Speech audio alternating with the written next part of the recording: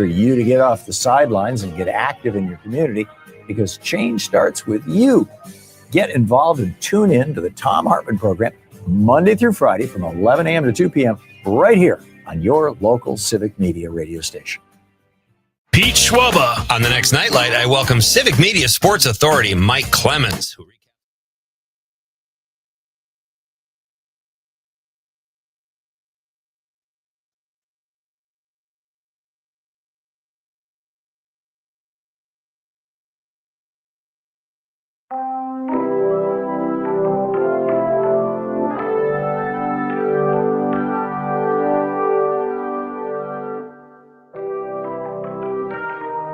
From Milwaukee traffic to Northwoods gossip, they've got some thoughts. John and Gordy in the afternoon.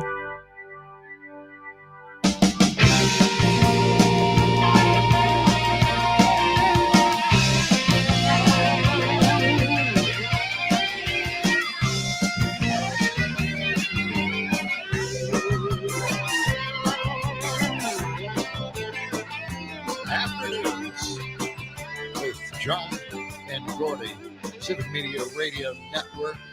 Happy Monday. Aaron's at the controls. Yeah. So any mistakes, anything that happens during the show is his fault. of course. That's exactly right. Exactly right. Yeah. So, Good afternoon to everybody all across the state, from Madison, Wisconsin, where it's cloudy and chilly and 21 degrees here. to Stoughton. Mm-hmm. I don't know.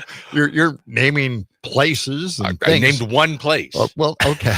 Well, I can name others. But you said, is Madison and to Milwaukee. Yeah, Chicago, Milwaukee's to 27 Green degrees Bay. right now. Just checking a few temperatures I here. see. They've got flurries in Green Bay, 18. Wausau's at Wasn't 16. the snow supposed to hit up north, isn't it? Yeah. Yeah. So, It's missing the south today. Well, keep her But fingers crossed. we're supposed to get some maybe later tonight and into tomorrow, possibly Wednesday too. We'll keep you posted. All right. Yeah. Looks like people will be using their snowmobiles up there in the northern country. Well, I saw some video of people doing, cross country skiing around Madison, and I think some of the trails are open. Do we like those people at cross country ski in Madison? Really? Well, really? You just want to rub it in, kind of look cool, I suppose. Well, I've tried cross country skiing years ago a few times, and I found it overly strenuous. I did not find it relaxing. Well, I found it to be a challenge. That's what it is. It's very strenuous. I liked downhill skiing. I did that a few times, but I don't do that anymore. Yeah. Well, I used to cross country ski too. Yeah. But I went at it at a different way. I thought to myself, this is a way to exercise and not relax.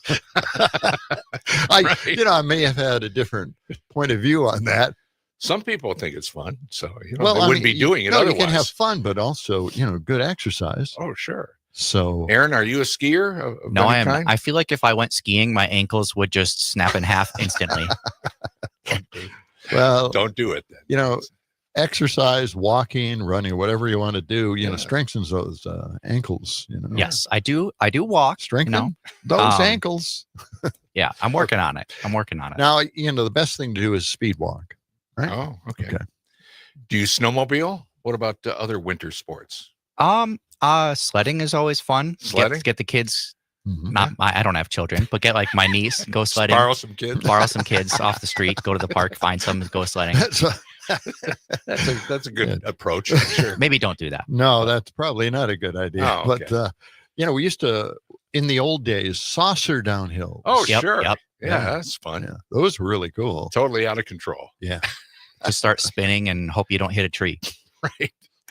In the old days, they had like fiberglass saucers, and they were really fast and really good. Those. Then Now they it's a came lot of out with plastic. metal ones. Metal ones were really bad. And the plastic ones, they kind of bend too much. You want something really solid, and then they really take off. Something that doesn't plant you in the snow. Exactly.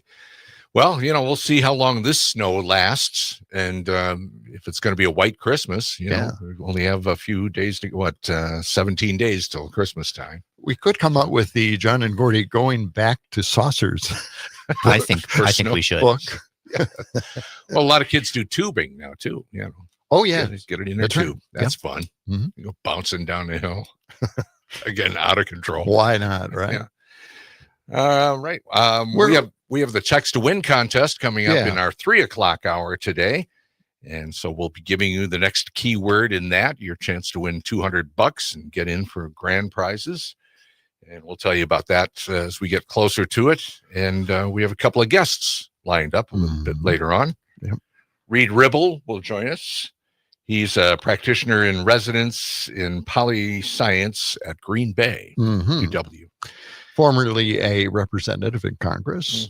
And we'll be talking with Mark Jacob from... he was formerly with the Chicago Tribune Metro section and talking about authoritative government.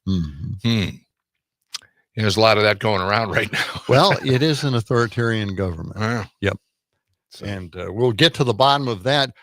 What really rankled me today was the headline that Paramount is in attempting a hostile offer for Warner Brothers because Netflix won the bidding war on that. So now they're going to take it hostilely. Paramount is. I don't know. They're buying up stock. They are buying up stuff. Well, yeah. And what they want to do, the Netflix deal with Warner Brothers spins off the TV sections of the deal. They don't want any part of that. Yeah. Right.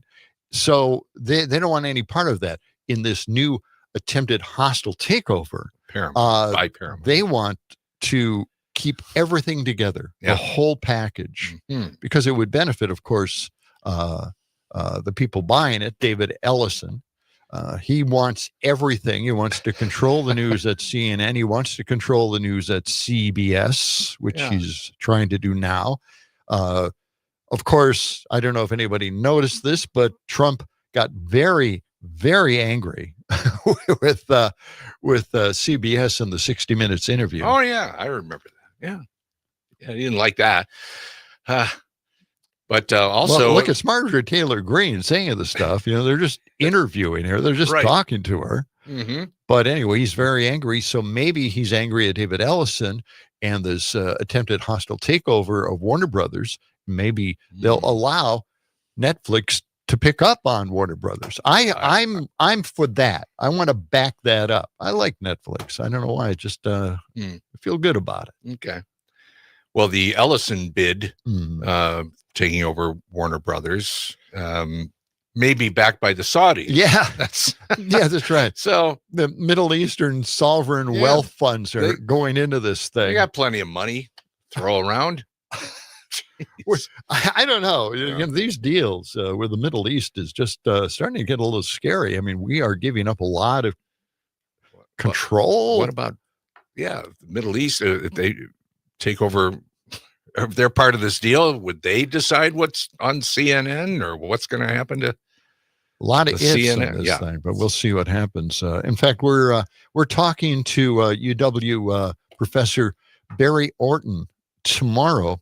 And we'll be talking to him about, the possible deal that this looks like is going to happen, or some of the problems that could crop up if, in fact, Netflix does take over Warner Brothers. There could be a problem with that, or there could be even a bigger problem with a new media giant, with David Ellison taking up CBS, of course, and then Paramount, and the whole thing, might become a giant media conglomerate as well.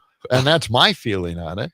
And this is, of course, a right-wing organization that wants to take over the media. Yeah. Well, it's going to take a while to sort it all out and figure out who's got the most money and who's going to profit and the other question even more money. The other question is CBS is over the air. Yeah. That is run and controlled by the FCC. Yeah. And they have to be fair. They have to serve the community and they have to serve the U.S. And there are different rules for CBS. It's not like a cable network. So maybe there can be some way to make sure that CBS doesn't turn into a Fox News channel. At least maybe we can ask Barry Orton that. Okay. Yeah, we'll talk to him about that. Yeah. And it looks like Trump is promoting a new deal for farmers, $12 billion bailout for some farmers. That's right. Some relief. Your tax dollars, my tax dollars, everyone that's listening, your tax dollars are going to the farmers because the farmers were hurt by the deal with China. They have tariffs on China, and China has destroyed the farming community in the U.S. And but now, of course, the bailout is there now. He did it last time he was in power as president. So this time he's doing it again. Yeah. He's going to bail them out. Yeah. And he said that that money, that $12 billion is coming from the tariffs. Oh, the tariffs. Then it's not. Well, it's not really coming from us, huh? Right. Wow. Sure. That's pretty good. Go with that. I'm glad with that. All right. What the heck? Phone lines are open, 855-752-4842. That's 855-75-CIVIC. Let's head to Appleton. Yeah. Cindy is on the line this afternoon. Good afternoon, Cindy. Go ahead. Hello. Well, you're not surprised he's bailing out the farmers. I mean, I knew he was going to do this because he doesn't want to lose their vote. Right. So, of course, he's going to bail them out, and the rest of us are going to get you-know-what again as soon as we bend over. That's right. Yeah. He's going to bail out the farmers. He's going to bail out the rural hospitals. See? Special money going to the groups that vote for him. Yeah. Right. I mean, this is pretty obvious and pretty blatant. And shouldn't we be angry? Shouldn't taxpayers be angry? All taxpayers? You would think. You would think. Yes. Yeah. Well, thanks. What? Go ahead. Go ahead, Cindy. Try to get a hold of him, though. You can't. When Biden was in office, you could either call the White House, you could email the office. You can't do that anymore. I've tried to find a phone number or an email for the moron who's not in charge. There's nothing out there anymore. Yeah. Really? Yes. Or I'd be emailing him every day and say, what is your issue? Why are you doing this? This is my money you're giving away. But there's no way to get a hold of him. Yeah. If you find out, let me know. All right. Well, I don't know. It shouldn't be a problem. This is the most open government we've ever seen in our lives. Okay. All right, Cindy. Thank you. Thanks, Cindy. At least that's what we've been told. Right. The Ag Secretary Brooke Rollins is touting this wonderful deal, this great package that's going to the farmers. Yeah, I'm just doing some checking on. It doesn't go to all the farmers, of course, only the ones that have row crops, I believe. Oh, really? Yeah. Okay. It's $12 billion. So, I mean, just like any bailout, you have to qualify for the bailout. Sure. In some way. They're going to announce it sometime today, it looks like. Dana in La Crosse says, real farmers or corporate farmers? Well, yeah. Good point. I don't know. Good. Yeah, I'm sure the devil's in the details, as we say. And Dana also added Biden's Build Back Better deal is purposely put more money into the red states, even though they didn't vote for him. Mm-hmm. And when asked why, he said because they need the help more. Okay. You know, we got to change that attitude. That sounds way too fair. Look who we're dealing with. You know, I've had it. Yeah, I'm pretty much. That's it for me. No, I'm walking. Wait. We just got started here. All right. We're just 20 minutes into the show. We're taking your calls, 855-752-4842, or you can jump on the Civic Media app, of course, and text us or send us a voice note. We haven't had one of those in a while. We could start our own Antifa headquarters here. And you think so?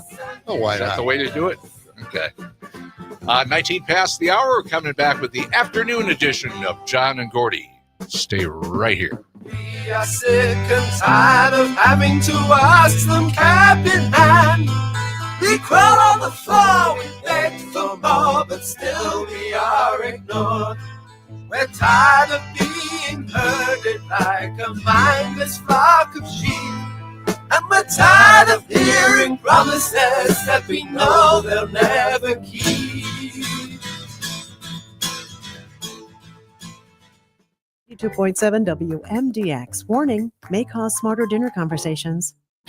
Join El Sazon Jarocho on Plaza Drive for karaoke every Friday and Saturday at 8:30 for margaritas, pizza, and wings. Plus, stop in for lunch Monday through Friday from 11 to 3. El Sazon Jarocho. You won't leave hungry, just happy. This is the story of the one. As an HVAC technician, he and his digital multimeter are in high demand. So when a noisy office HVAC turns out to be a failing blower motor, he doesn't break a sweat. With Grainger's easy-to-use website and product information, he selects the product he needs to keep everything humming right along. Call 1-800-GRAINGER, click Grainger.com, or just stop by. Grainger, for the ones who get it done. Are you prepared, I say to my Republican friends, to sit back and allow over 20 million Americans to see a doubling of their health care premiums? Is Bernie Sanders right? Will 2026 Obamacare premiums double for 20 million Americans? No. Many Affordable Care Act enrollees will face sharp premium increases when enhanced subsidies expire on December 31st. But there's no evidence that 20 million people will see their costs double. KFF estimates average monthly payments will more than double in 2026. While it doesn't say how many will see premiums double, 2 to 3 million higher income enrollees losing all enhanced subsidies could see their premiums double or triple. I'm Trisha Young for Wisconsin Watch. Fact briefs are bite-sized fact checks of trending claims produced by Wisconsin Watch and GigaFact. Read more at wisconsinwatch.org. Looking to strengthen the bond with your pup? Dane County Humane Society offers a variety of dog training classes led by certified trainers. Classes are designed to help you and your furry friend learn new skills, improve behavior, and deepen your connection. Whether your dog is a curious puppy, an independent teenager, or a lifelong learner, DCH.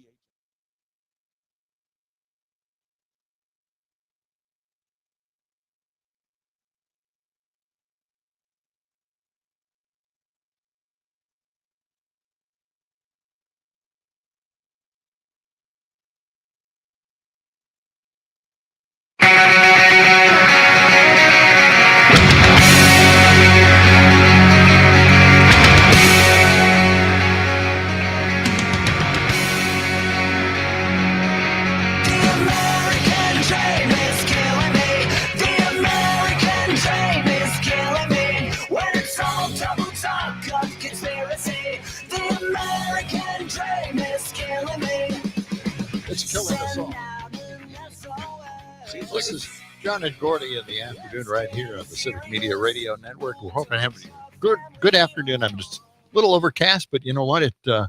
It's not windy, and That's a good thing. I'm glad it's not windy. We don't have the wind chills to deal with. That's right. Yeah. Mm-hmm. Now, what do you got there, Gordon? I was going to say, coming up at the top of the hour, we're going to reveal our next keyword in the text to win contest. Grown-up gift list text to win contest that happens around 3:05 or so. You always give us a hint. I could give you a hint, but I'm not going to. You always give us a hint. At least what it sounds like, or no, I never do that. Like You try to make me do that, but no. All right, I'm not revealing any part of it until after 3:05. Okay. Former Congressman Reed Ribble will be with us at 2:35. Okay. Yep. All right, let's get to this. I touched on it this morning on the show. Trump got the FIFA Peace Prize, right? And what next, right? The McDonald's drive-through window Peace Prize too. I guess you could include a Peace Prize with just about anything you want from Trump. Unbelievable. And FIFA just kind of, made up this prize, yes, right? Yes, they did. They've never had it before. They never gave it out to anyone before, There was no one in competition for Yeah. this. All right, so let's play this little segment from Chris Hayes here. This is cut 41, and listen to how Chris Hayes is handling this. Okay. The story about Donald Trump's Consolation Peace Prize participation trophy that we brought you at the top of the show, really, you had to see it to believe it. You can go look up the whole thing. It was one of the most surreal spectacles of the second Trump term. I felt like I was hallucinating. I mean, you got the president of the United States, he's walking the red carpet and pretending like he doesn't know he's going to get this fake prize that was specially made for him. One that the soccer conglomerate FIFA made up specifically for him as a way of ingratiating themselves, because everyone understands, like, you got to give the guy prizes and gifts and gold, and then shuffling across a lengthy stage to meet FIFA's president with sort of grave solemnity and accept his important peace prize. The most indelible image is arguably this one of the president theatrically pulling his medal out of its case before immediately putting it on, surprising the head of FIFA. Like, look how proud, you can't wait. Look how proud he is. Look how proud he is of his little gold medal. Donna, that spectacle today, I have to say, I couldn't stop watching, but my level of secondhand embarrassment surpassed anything I think I've ever seen with something involving Donald Trump. It was really a sight to behold. Well, this was a SNL skit that just wrote itself from the very beginning. And the fact that he couldn't wait for, the Infantino to place the medal around him, and he took it out of the box and put it on himself. I mean, first of all, it was like very undignified, but it's a made up trophy. It is the T-ball. Everybody gets a peace trophy. And I think so many people, and Infantino joins the line of people over and over again who think that they can butter up this president in these kind of ways in order to, gain his attention, his satisfaction, to feed his ego. And this award today was no different from that. And it was, I was so embarrassed. I mean, I really had to grab myself because I was embarrassed for him. Yes, I was too. Donna Edwards, thank you. There you go. So it's just one impression. I'm wondering what everybody else thought about that. Right. It seems like a major moment in the administration's history so far in this administration. I mean, to have gone this far, to just gratuitously accept a peace prize. Well, didn't we find out that FIFA has been under investigation for like 10 years? Yes, for some, absolutely. I don't know, money behind the scenes. There's a lot of stuff they've been under investigation for. And they've allegedly been using slave labor to build their, arenas or whatever you call them for decades. I didn't know that. And I'm I'm not sure whether the federal government is also investigating FIFA, but we're watching something in real time that no one can believe. It's you just create a peace prize, which he so desperately wants, and they present it to him in the most ridiculous way possible. Well, I mean, the trophy was something else. I what the hell was that trophy? I don't know. But I don't know. I think it was gold, and everything they gave him was gold. Everything is gold. It's the golden age. Let's go back to the phones here. Dick is on the line from Madison. Good afternoon, Dick. Got about a minute or so. Hi. Hey, guys. One question about this bailout for the farmers. Mm-hmm. Yeah. Okay. He's pretty much destroyed this marketplace with, correct? Right. So why should next spring any of these farmers be planting this crop again when they know ahead of time that a great deal of it's just going to be wasted? Plant something that, people can actually use here maybe, and forget about this nonsense, because he's destroyed it 3/4 of that market, and it's not going to come back anytime soon. Well, yeah, he did get rid of much of that tariff that the soybeans were under. And so I think that market has come back, and that's pretty much who he's bailing out at this point, I think. But we'll see. Again, something could happen next year, another tariff, another disagreement with China, and this could all happen again. Mm-hmm. And on it goes. Dick, thank you for that call. Again, 855-752-4842 is our number. We've got the Midwest Food and Farm Report right around the corner, and then we'll be back with more of the afternoon edition of John and Gordy. Stay with us. We are the ones that make a better day. So let's start giving. There's a choice we're making. We're saving our lives. It's true, we make a better day. Just you and me.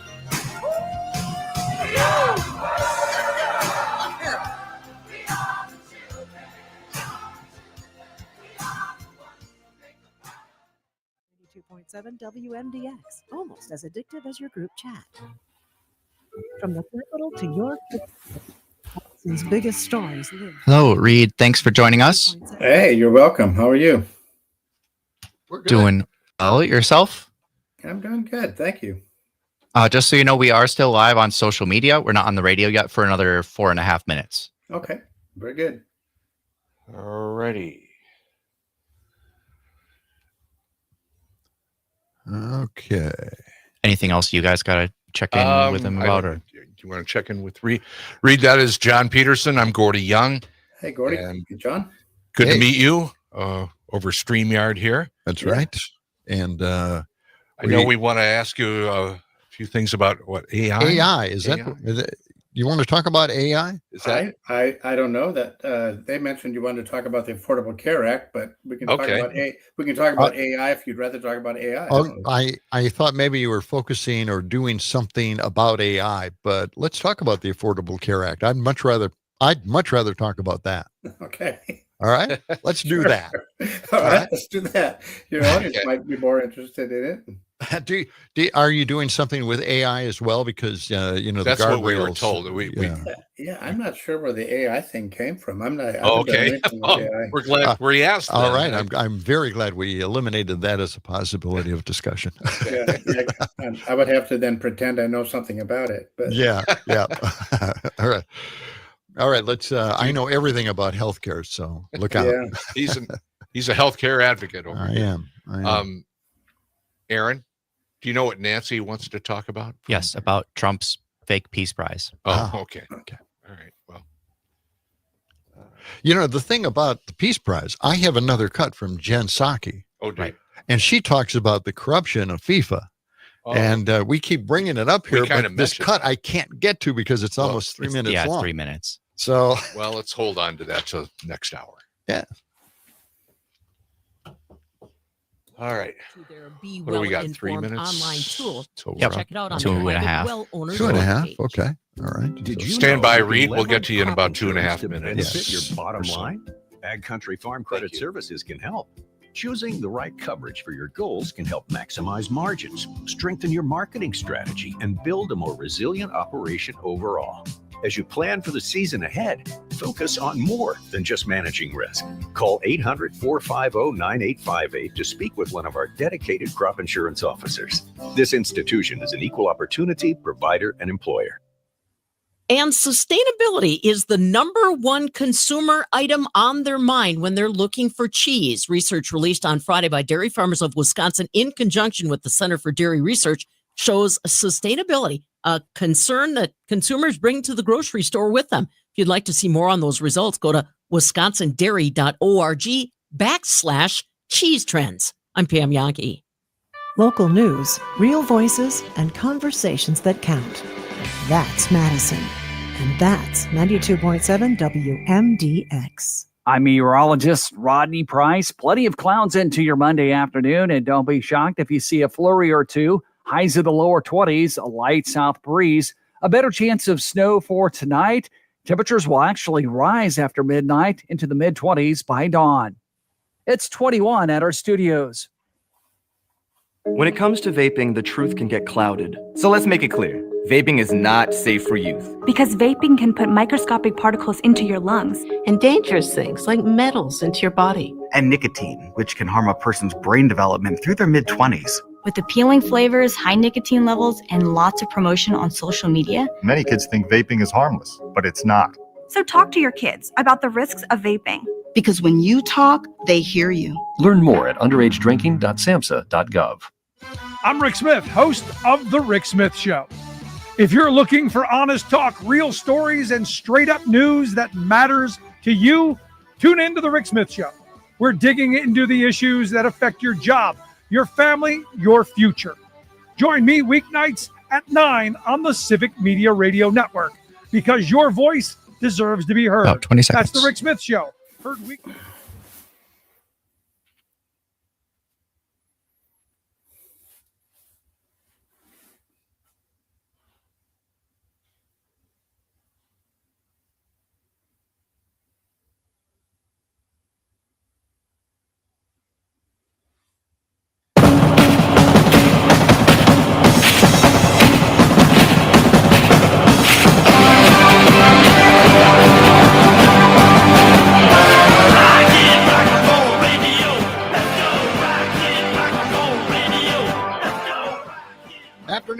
John and Gordy, right here on the Civic Media Radio Network. And we were talking about FIFA and how corrupt they are. And we have a few comments about it. Well, let's go to Nancy on the phone lines real quick here before we get to former Congressman Reed Ribble talking about health care.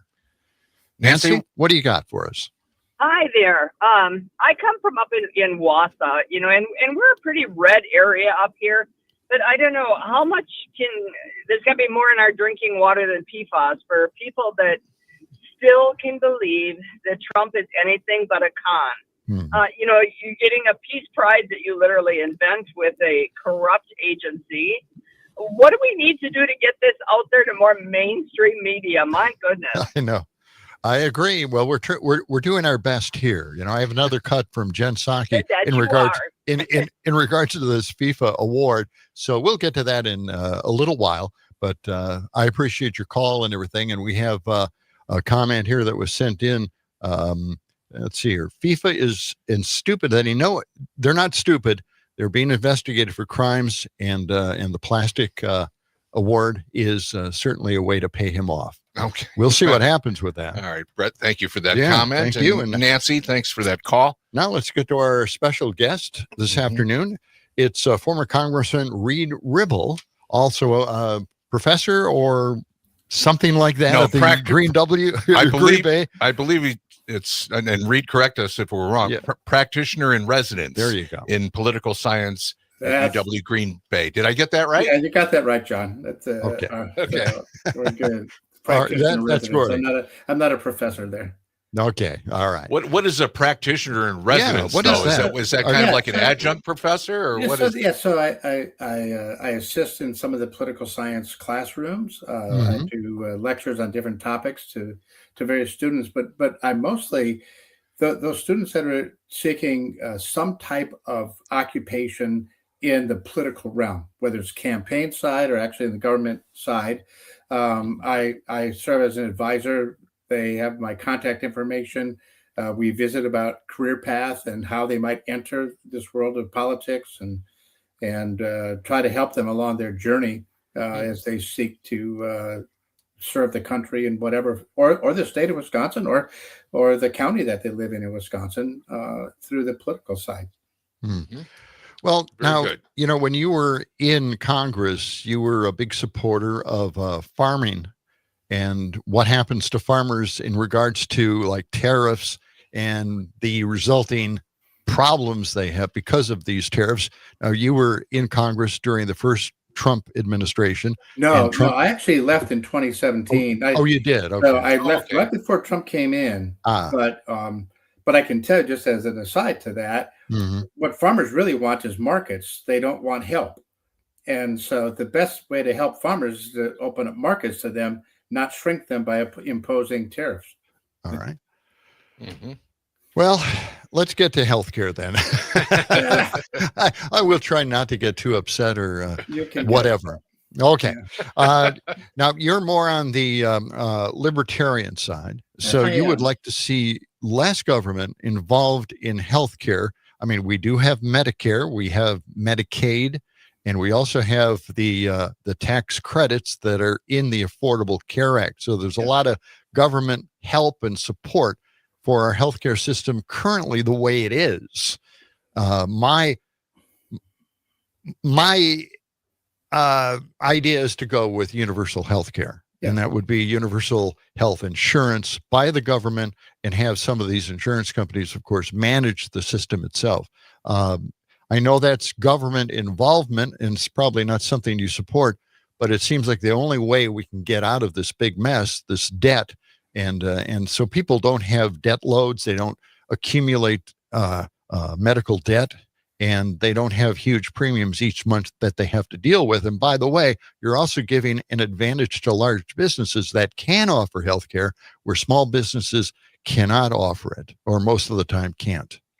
You know, I think that this is where this ends up. I think probably within the next decade, we're going to have some type of single-payer universal health care.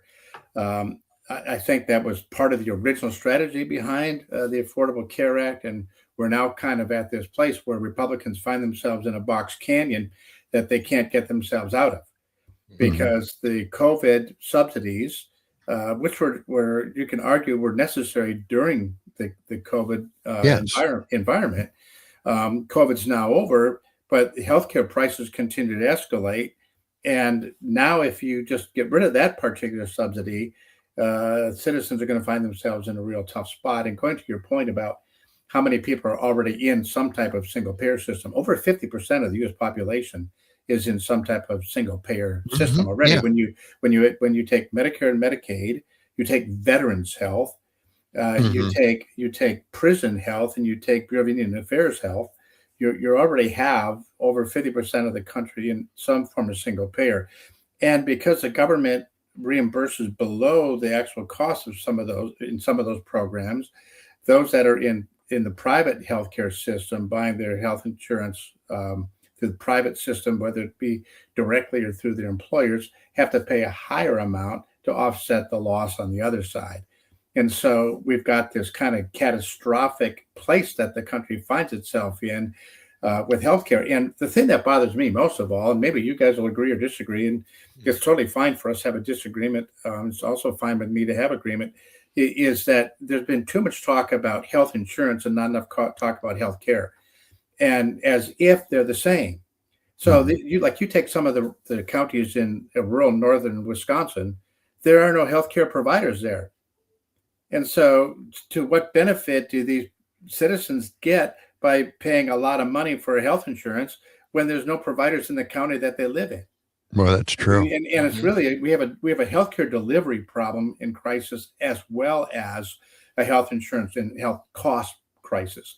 And that's where the two parties have to somehow lay down their swords and get in a room and actually talk this through and listen to the voices of the American people, who in many cases need help, whether it's through Medicaid or senior citizens that are on Medicare, or a regular private pay that is now going to see healthcare prices spike. There's a real challenge here. There are probably some things they could do in the interim, but at the end of the day, they're going to have to come up with some type of solution, and they are not going to have it by January 1st. Right. Now, that tax credit increase because of COVID kind of spoiled the insurance companies. And because it went directly to them. It went right to them, and they managed to raise their rates. And I believe that Trump also allowed the insurance companies to increase their yearly increase to 15% instead of limiting it to just 10%. I don't know what the point of that was, except to make it more expensive for people. But, that tax credit certainly made people feel like, hey, you know what, we can afford health care now. And it brought down those who are uninsured from 48 million to about 24 million. And again, the 24 million could get health care too, like 40% of them could get health care through expanded Medicaid. So the problem here is that we're just throwing more money, our money, taxpayer money, into the healthcare system when we could just do one big healthcare reform act and give healthcare to everybody and just increase the payroll tax, essentially, the money that goes into it. It would be a fairly significant payroll tax increase because and going that route doesn't, in my view, solve the underlying problem, which is the cost of delivery of healthcare. And so we're looking at, again, having a middleman, some insurance company managing it on behalf of the government if they become the single payer, as opposed to trying to do things that will actually cause healthcare costs to go down. And I can maybe make some suggestions on things that they might consider or should consider. Sure. One would be let's increase the supply of physicians, nurses, and physician assistants by providing for those 18, 19, 20-year-old young people that want to go into medical service in this country. Let's provide free education for them so they don't leave college with a $400,000 debt to have their MD. And instead, you get them into the system so that we're increasing the number of physicians that are available. And if you increase the supply of healthcare, you are going to drive the price down. And right now, we've got the inversion of that. We're increasing the demand of healthcare as boomers, in particular, are retiring out. We're increasing demand as the U.S. population ages out without increasing the supply. And this is helping to drive costs up. And so one of the things we need to do is at the service provider side is to free up more people to go into healthcare without bankrupting them on the journey there. And that's what college is expensive. That's what a lot of European countries do. They pay for the physicians' training and the nurses as well. And because they come out without any kind of bills, they don't have to charge as much for their services. Yeah, and if you look at most European models, the government does put quite a few restrictions on what physicians can earn, and the gap that you might see between someone that's providing mental health care or primary care and someone that's an anesthesiologist or a surgeon is much smaller in those environments. But their indebtedness is also much lower because their education was provided for by the system. And I think that's one of the things you do. The other thing you might do is the Affordable Care Act restricted physicians from owning their own hospitals and owning their own businesses per se. That's a provision that's backfired on us, and we should cut those doctors loose to provide care. And I also think that for those 30 million people that are uninsured, why don't we require the medical health system to be transparent on their pricing? Actually post their pricing. We know what it costs, and they know every hospital in the country knows what it costs to take out a gallbladder, for example, or do a tonsillectomy. They do thousands and thousands and thousands. They know exactly what they are, but we've monopolized it, and now we need to break down those monopolies and force transparency in pricing, so those people that are uninsured have a way of shopping, but they can't. If you call your primary care doc and ask them what this or that costs today, they can't tell you. They just know what the code is. Right. But I always had a problem with that because there's no way to shop for that kind of care because there are different. They could certainly display the price of an operation or a treatment, but you can't go to each and every hospital and get, a quote on that. And you don't have time for it sometimes. And doctors are in certain groups at this point with our current healthcare system. That's correct, because it's been monopolized a bit. But if you do what I suggested at the front end and increase the supply, and you liberate physicians to work outside of that particular system, you would have more competition on pricing, much like you do in eye care or dental. And so there are ways, particularly in primary care, which is where you need to get at the underlying health conditions in the country. If you get that supply up, you can begin to drive some of those costs of healthcare delivery down. And you end up with a population that ends up being healthier. We're talking to Reed Ribble, and we'll continue this conversation after our break here on healthcare. You can give us a call in the meantime, 855-752-4842, or send us a text. We'll be right back with John and Gordy in the afternoon.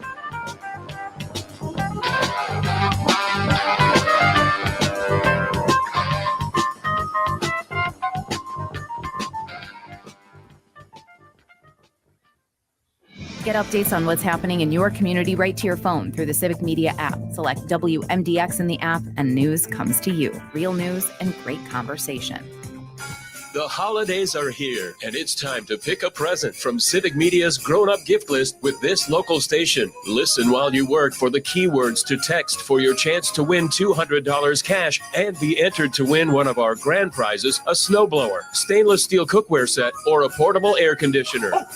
Just download the free Civic Media app and listen weekdays at 7, 9, 11, 1, 3, 5, and 7 for your chance to win in our multi-state contest.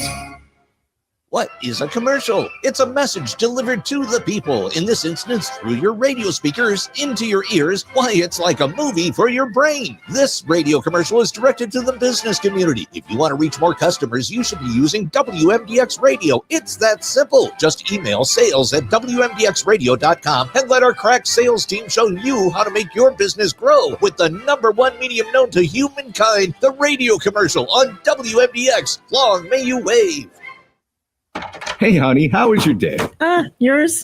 Pretty good. Guess what? The boss asked me to find a place for the holiday party this year. Oh, I know a place that'd be just Yes, right here. We think so alike. No, we can wait, put some wait. Tex- No, not what? our house. Sugar River Pizza. You you already told them they could be here, didn't you? Yeah, I'm well- sure you thought catering from Sugar River would be just fine. Sure. Yeah, but you've seen that huge room in the back of the Sugar River Pizza at their Sun Prairie location. Yes. It's ideal for a holiday party. Well, yes. Fabulous pizza, that pulled pork you love, pasta, soup, sandwiches. Yeah. Anyone can get exactly what they want. And it's better than your meatloaf. Well, Wait, let me wait, call them. what did you just say? You said you like my meatloaf. I did. No, Sugar River Pizza in Sun Prairie. That is a great idea. You're brilliant. Thanks, hon. Plan your next office or holiday party with Sugar River Pizza in Sun Prairie. Get to sugarriverpizza.com/catering to book today. What exactly is wrong with my meatloaf? I like it. Most of the time, Wait, it's pretty most good. of the time? Well, most Pretty yeah, good? Kind of, yeah. Pete Schwaba. If you've seen The Godfather of Green Bay, you'll know just how damn funny this guy is. Mr. Tom Lennon. It gets brisk up in Marinette, guys. So that's kind of great. Prince stayed in Minneapolis his whole career because he was like, look, it keeps some of the kooks away if you just go where it's cold. Do you see a lot of similarities between me and Prince? I do, as a matter of fact. The germaphobe stuff, the high heels, never stop talking about Jehovah's Witnesses. You and Prince are peas in a pod. Nightlight with Pete Schwaba. Weeknights from 5 to 8 p.m. on the Civic Media Radio Network. Drivers, Austin Cindric here. As a NASCAR Cup Series driver of the number 2 Discount Tire Ford Mustang, there's a few rules of the road I like to tell my family and friends.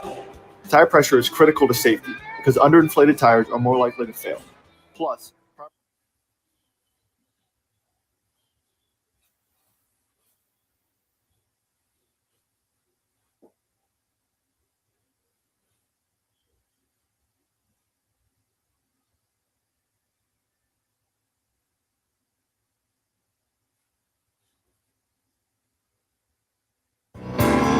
Are you with me, Dr. Wu? Are you really just a shadow of the man that I once knew? Are you crazy? Afternoons with John and Gordy. We're talking healthcare again this afternoon. We always talk about healthcare because we know something about it. And we're talking to Reed Ribble, former congressman and now practitioner in residence in political science at the University of Green Bay. And we've got a phone call. Should we take that? And Okay. Reed, All right. stand by. Let's see what they have to say. Let's talk to Gary in Sussex. Good afternoon, Gary. Go ahead. Hey, I have an idea. I'm a heating contractor. And when I sit there and I just left a job now, I told the guy that he's going to need a new furnace shortly. Now, his furnace is almost 25 years old, but his furnace lasted 25 years because I do the maintenance on it every year. Now, if people would sit there and take care of themselves, eat better, stop smoking, stop drinking, and doing any of the other bad vices that are out there and start walking and jogging and swimming and biking and everything like that, everybody's health is going to get way better. So they should give you an incentive to go out there and if you stay healthy and you don't smoke and you don't drink, price of health care is going to go down worldwide, nationwide at least. You know, we've been saying that for a long time. So what kind of incentive are you suggesting? Well, okay, first of all, these big insurance companies, obviously, they do charge way too much. And the Republicans didn't have an answer for it. The Democrats certainly didn't have an answer to it.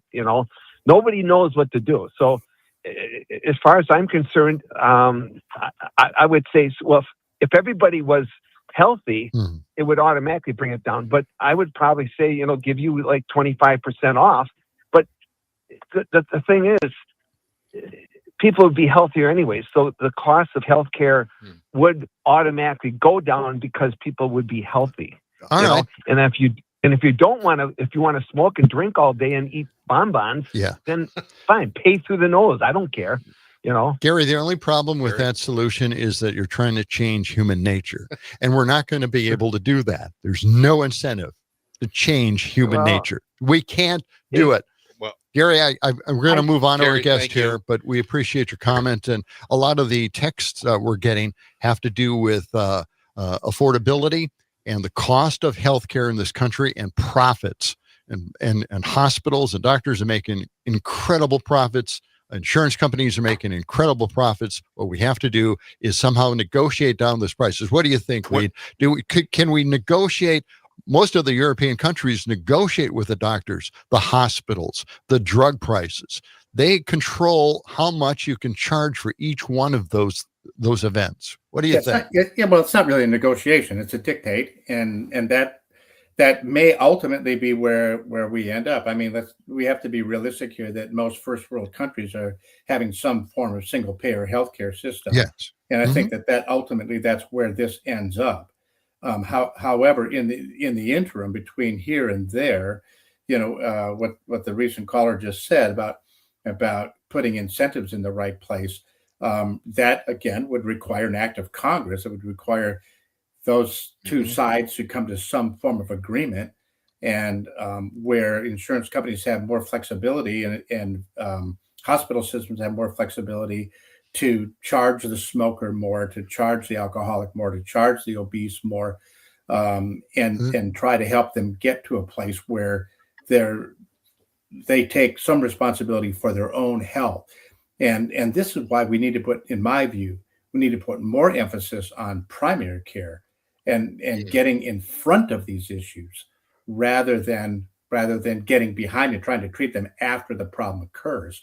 All right. We don't really see happening. Well, I have something. I want to put a little cut here about student financial aid for graduate students. Let's listen to this.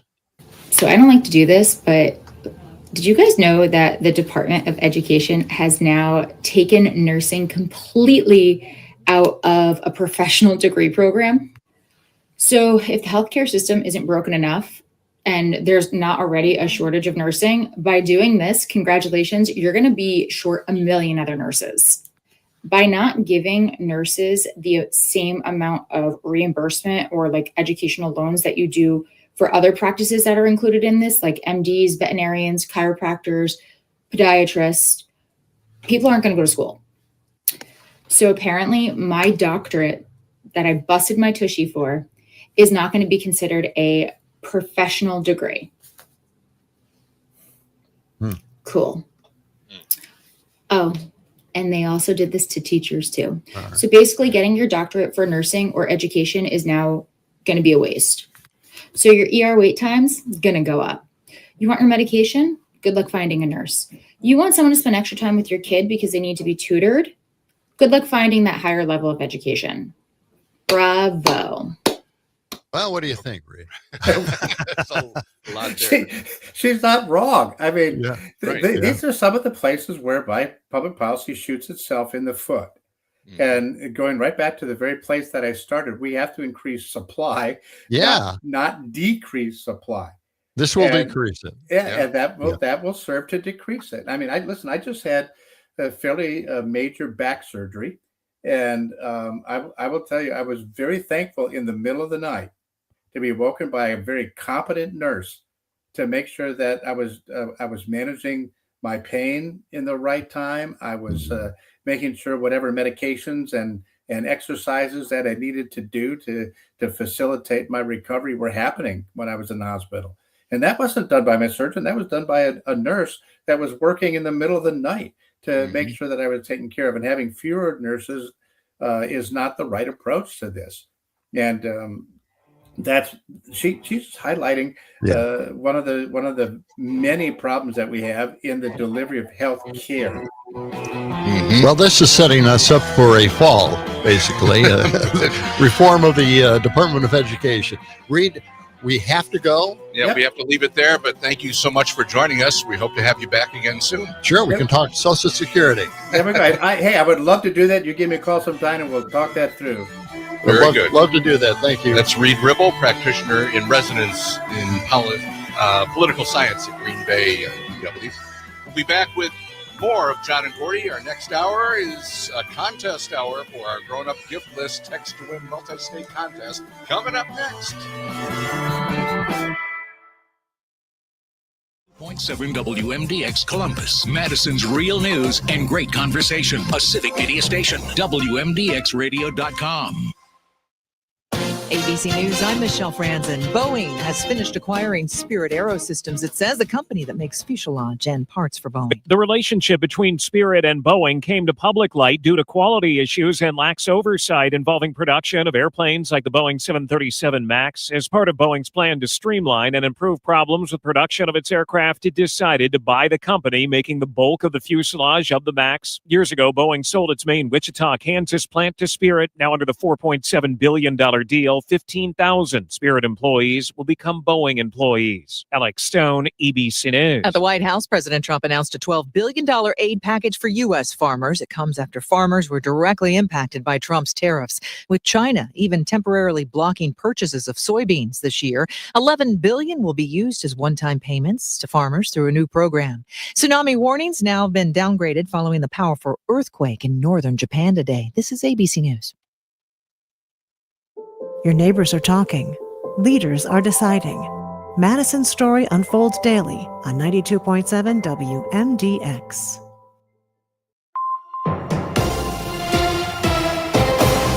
For 92.7 WMDX News, I'm Savannah Tomei Olson.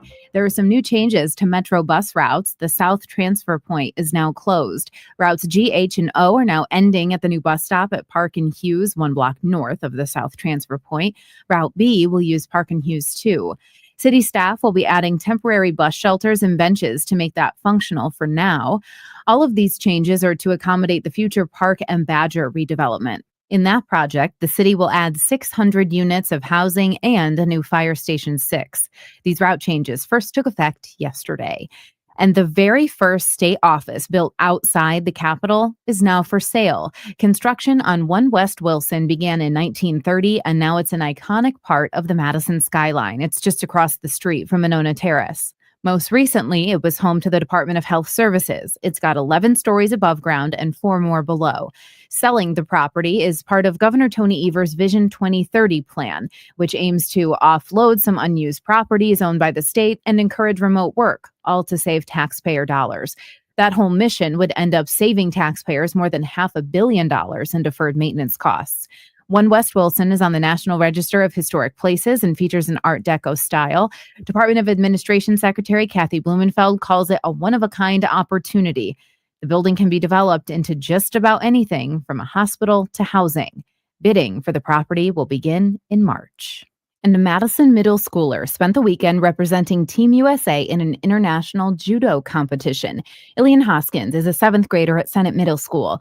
He's been a judo athlete since he was 4 and was named the nation's top junior athlete in 2022. He's in Peru for this year's Pan American Judo Championship. I'm Savannah Tomei Olson, 92.7 WMDX News. The Packers over the Bears in a thriller. Hi, I'm Mike Clemens with sports. NFL, Green Bay over Chicago, 28-21. Bears quarterback Caleb Williams attempting a pass in the end zone to tie the game up, but Packers defensive back Keyshawn Nixon with the interception to clinch the win. I asked him what he saw. We was in like a zero call, and my guy went behind the backfield, and I was chasing. And I saw the tight end free, so I knew he was the only person to get the ball. So I just ran to me through the ball. I thought he was going to overthrow it over me, and then I jumped, and I was like, oh, I can't grab it. And I just grabbed it. The Packers now 9-3-1, back in first place in their division. Head coach Matt LaFleur. Took a full 60 minutes, and we're fortunate that we made a play when we needed to at the end of the game. But it was a back and forth battle, particularly in that second half. Up next, they're on the road to Denver to face the Broncos. College basketball, the Wisconsin Badgers beat Marquette over the weekend. Tomorrow they fly to Nebraska to play the Cornhuskers Wednesday night. With sports, I'm Mike Clemens. Construction barrels bloom every spring. So do opinions. WMDX, guiding Madison through life's most predictable surprises. I'm meteorologist Rodney Price. Plenty of clouds into your Monday afternoon, and don't be shocked if you see a flurry or two. Highs of the lower 20s, a light south breeze. A better chance of snow for tonight. Temperatures will actually rise after midnight into the mid-20s by dawn. It's 21 at our studios.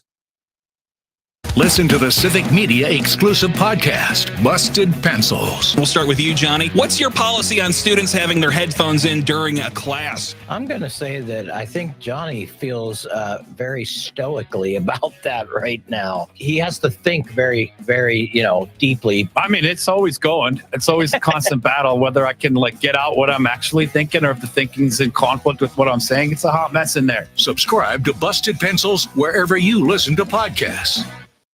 Nobody had to tell your grandparents not to drive while using their typewriters. Why should it be any different for us kids and our cell phones? Distracted driving was the cause of more than 3,000 deaths in 2022. Come on, we're smarter than this. Let's put down the phones and focus on the roads. Drive safe, everybody. Don't drive distracted. A message brought to you by the National Highway Traffic Safety Administration, Project Yellow Light, and the Ad Council. Pete Schwaba. On the next Nightlight, I welcome Civic Media.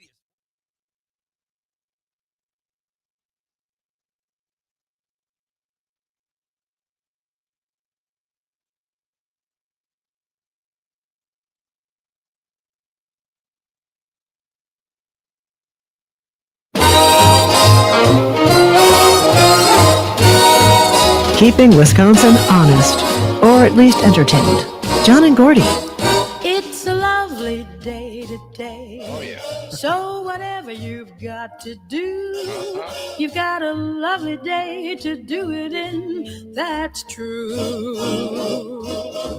And I hope whatever you've got to do is something that can be done by two. Yeah. For I'd really like to stay. It's a lovely day today, and whatever you've got to do, I'd be so happy Get to a punchline. There is no punchline to this. Oh, boy. Okay. Okay. It just kind of goes. Does it just keep going round and round? All Like right. Okay. Well, you've got a contest here. I've got the rule books. You got all the volumes just to of make the sure various that, rules. you're getting all the rules correct. Standing by. Okay. Yes. Here we go. It's our grown-up gift list text to win. It's a multi-state contest. Your daily chance to win $200. That's right. We're in a contest hour right now, and every entry that you put in not only gives you a chance to win $200, but it also gets you a chance to win one of our 3 grand prizes, like a brand new snowblower, a stainless steel cookware set, that's beautiful, or a portable air conditioner. This hour's keyword is bow. Okay, like you put a bow on a Christmas present, a bow. B-O-W. Like bow and arrow. You could say bow, but it's bow. Bow. Like a Christmas bow, on a Christmas gift, right? Okay. B-O-W. That's what I'm saying. And now what you need to do is download the Civic Media app in the Apple or Google store, find your station you're listening to, and use the text button and send that keyword BOW, B-O-W, in before the top of the hour. Mhm. Okay. We're All in right. contest hour right now. And there'll be another contest at 5 p.m. and 7 p.m. More chances to win. Go to civicmedia.us for complete contest details. And good luck to you. All right. All right, I got the rule books ready. Stop by the You wanna station anytime, and I will read those rules to you. Volume by volume. All right. Plan on staying a few hours. We're talking about healthcare. Got a call from Gary saying, people should live healthy lives and eat good food. Yes. One response from Dana, but people can't afford healthy food, Gary. Another response was people get cancer being perfectly healthy. It's not all about unhealthy choices. True. Right. Yeah.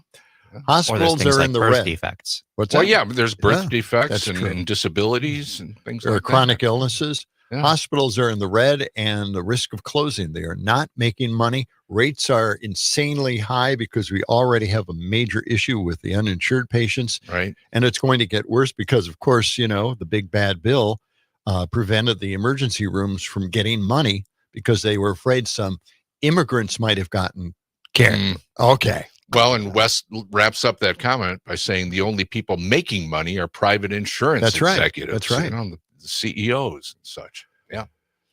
Okay. We can take more of your texts and more of your calls. Phone lines are back open again. 855-752-4840. 4-2. All right, we kind of circled around this before, the FIFA Peace Prize, and Right. we could come up with peace prizes for anything now. I would assume just any group can come up with one. The John and Gordy Peace Prize, of course. The John and Gordy Peace Prize. Yes. Aaron, well, I didn't even think you of are that. a genius. Let's work on that. Come on. We got to do You know that. what? We could have given Reed Ribble the John and Gordy Peace Prize Well, we should have for Reed working back together again. with us on universal health care. Yes. Could have done that. Well, next time. All right. Okay. Well, let's get to this thing. Jen Psaki had a little piece on this, and it had to do with renaming football as well. So Yeah, that's right. Trump wanted to rename football. So let's What would have happened if Joe Biden or Barack Obama, or frankly any president before them or in between them, stood before a national audience and suggested we change the name of American football to appease a European-based soccer league? When you look at what has happened to football in the United States, is again soccer in the United States, we seem to never call it that because we have a little bit of a conflict with another thing that's called football. But when you think about it, shouldn't it really be called? I mean, this is football. There's no question about it. We have to come up with another name for this. Yeah. It really doesn't make sense when you think about it. It is really football. That is, again, the leader of the Republican Party, a party that once tried to change the name of French fries to freedom fries, remember that? Just to spite the nation of France in that case, suggesting that American football give up its name to accommodate soccer. Now, the backstory of this whole episode also is even crazier, because the reason Trump was on that stage ranting about changing the name of the most popular sport in America was so he could accept a made-up peace prize from the notoriously corrupt soccer organization FIFA. Actually, I take that back, because FIFA actually gave the president 2 made-up awards today. One big trophy and what looked like a big gold coin taped to a lanyard cable, I guess, the thing what's around his neck there. It was all a part of what they are calling the FIFA Peace Prize, an award that is not a real thing and never existed before this year and was clearly just invented to make Trump feel good about himself.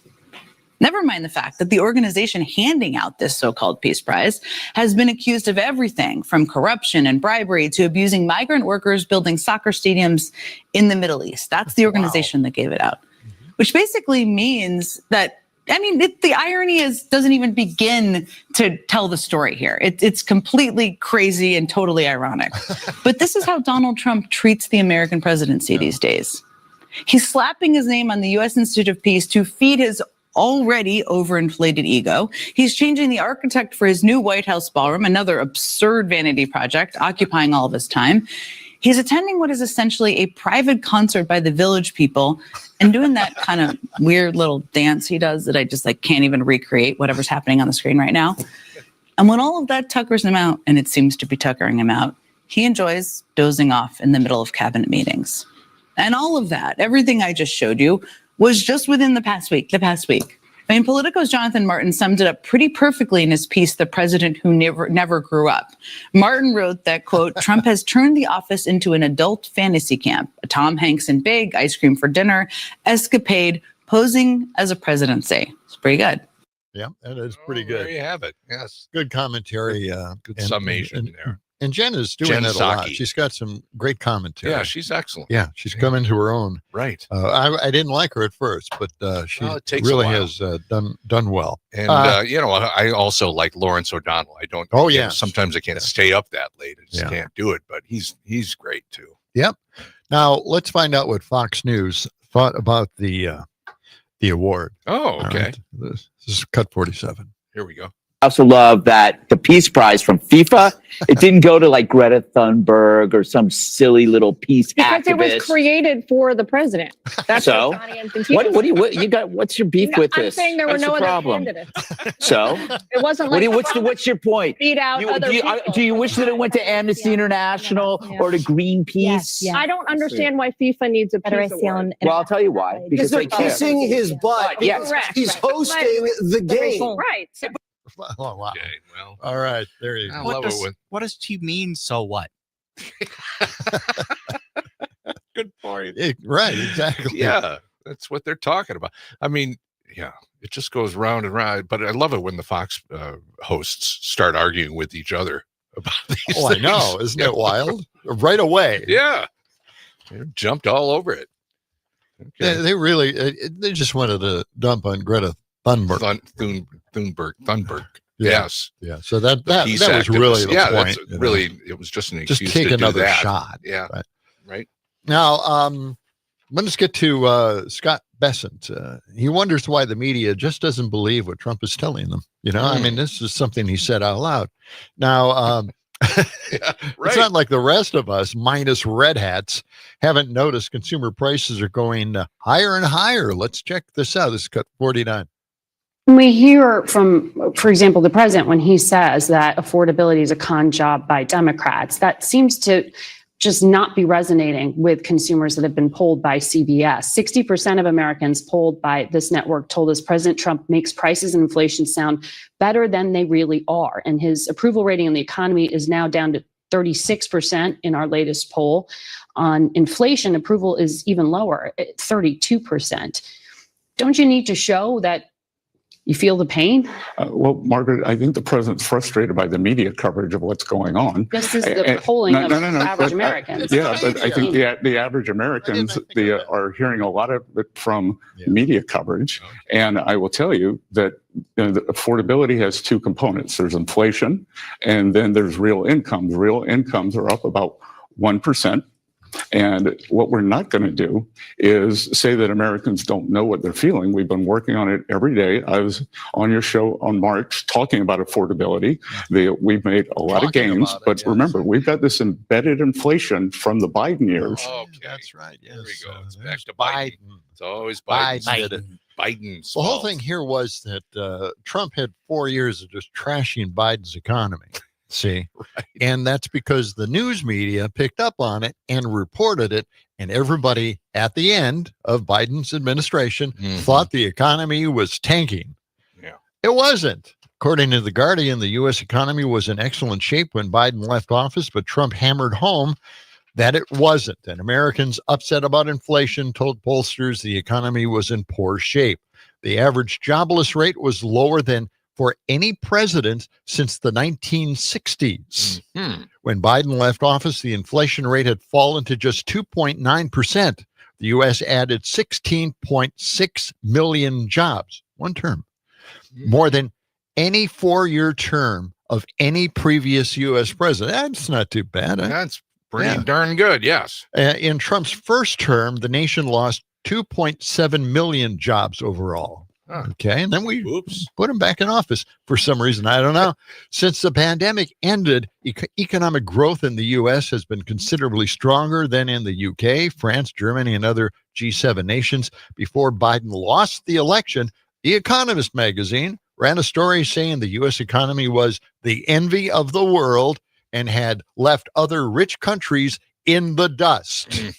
So, I mean, that's reality. That's what really happened. Okay. The CJs and the mega friend in Milwaukee, you can stuff that in your pipe and smoke it. There you go. I was worried where you were going there for a second. Okay. Phone lines are back open. 855-752-4842. Yeah, I don't know if that's high in drugs, and THC. But anyway, that's just, that's the truth. We're just trying to expose the truth here so we don't go through all of these gyrations about the economy. They can sit there and say that affordability is a plot, a scheme by the Democrats. It's just a word that you use to describe things. But, you can say that. And then, of course, Trump then adopted the affordability word and started using that more often. It's a problem now, and we're going to see that problem get much, much worse. Electronics, by the way, mostly imported into this country. The prices are going way, way up. I'm wondering if people can even afford computers. There you go. Because of the RAM being discontinued by one of the discounters. It's going to get worse. Yeah, it's going to get a lot worse. We'll see how those holiday prices shape up here in the next couple of weeks. Okay, 19 past the hour. We'll come back with more of John and Gordy on this Monday afternoon after this. In the rich man's world, a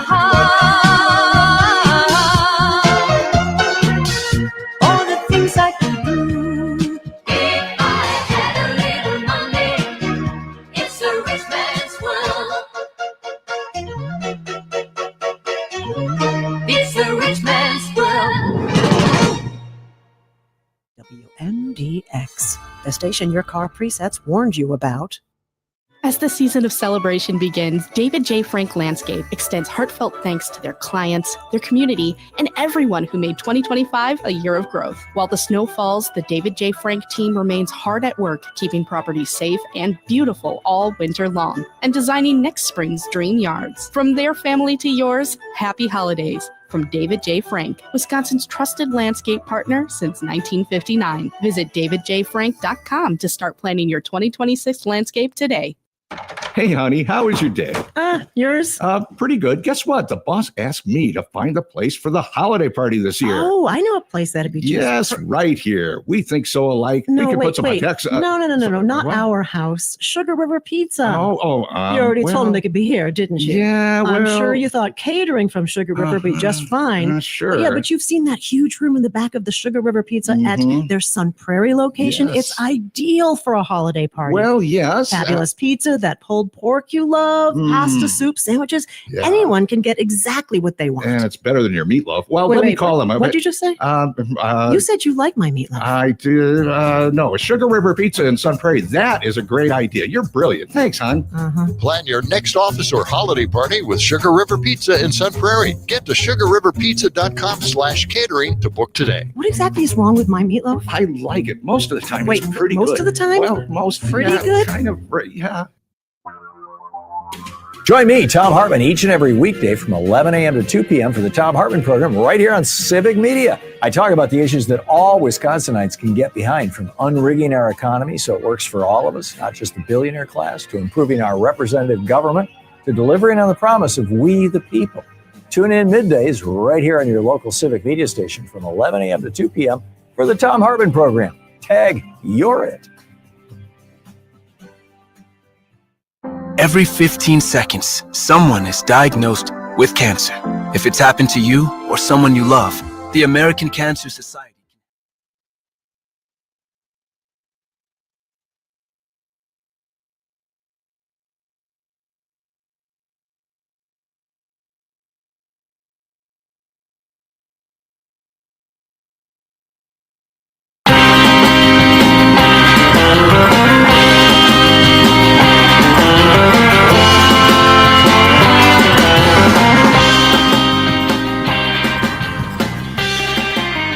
Afternoons with John and Gordy right here on the Civic Media Radio Network.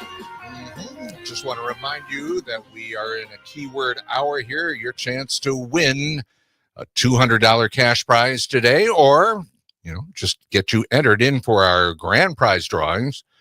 We have 3 different grand prizes this time around: a snowblower, a cookware set, or portable air conditioner. The keyword this hour, and you have to get it in before the top of the hour, that keyword is BOW, B-O-W, B as in boy, O-W, BOW.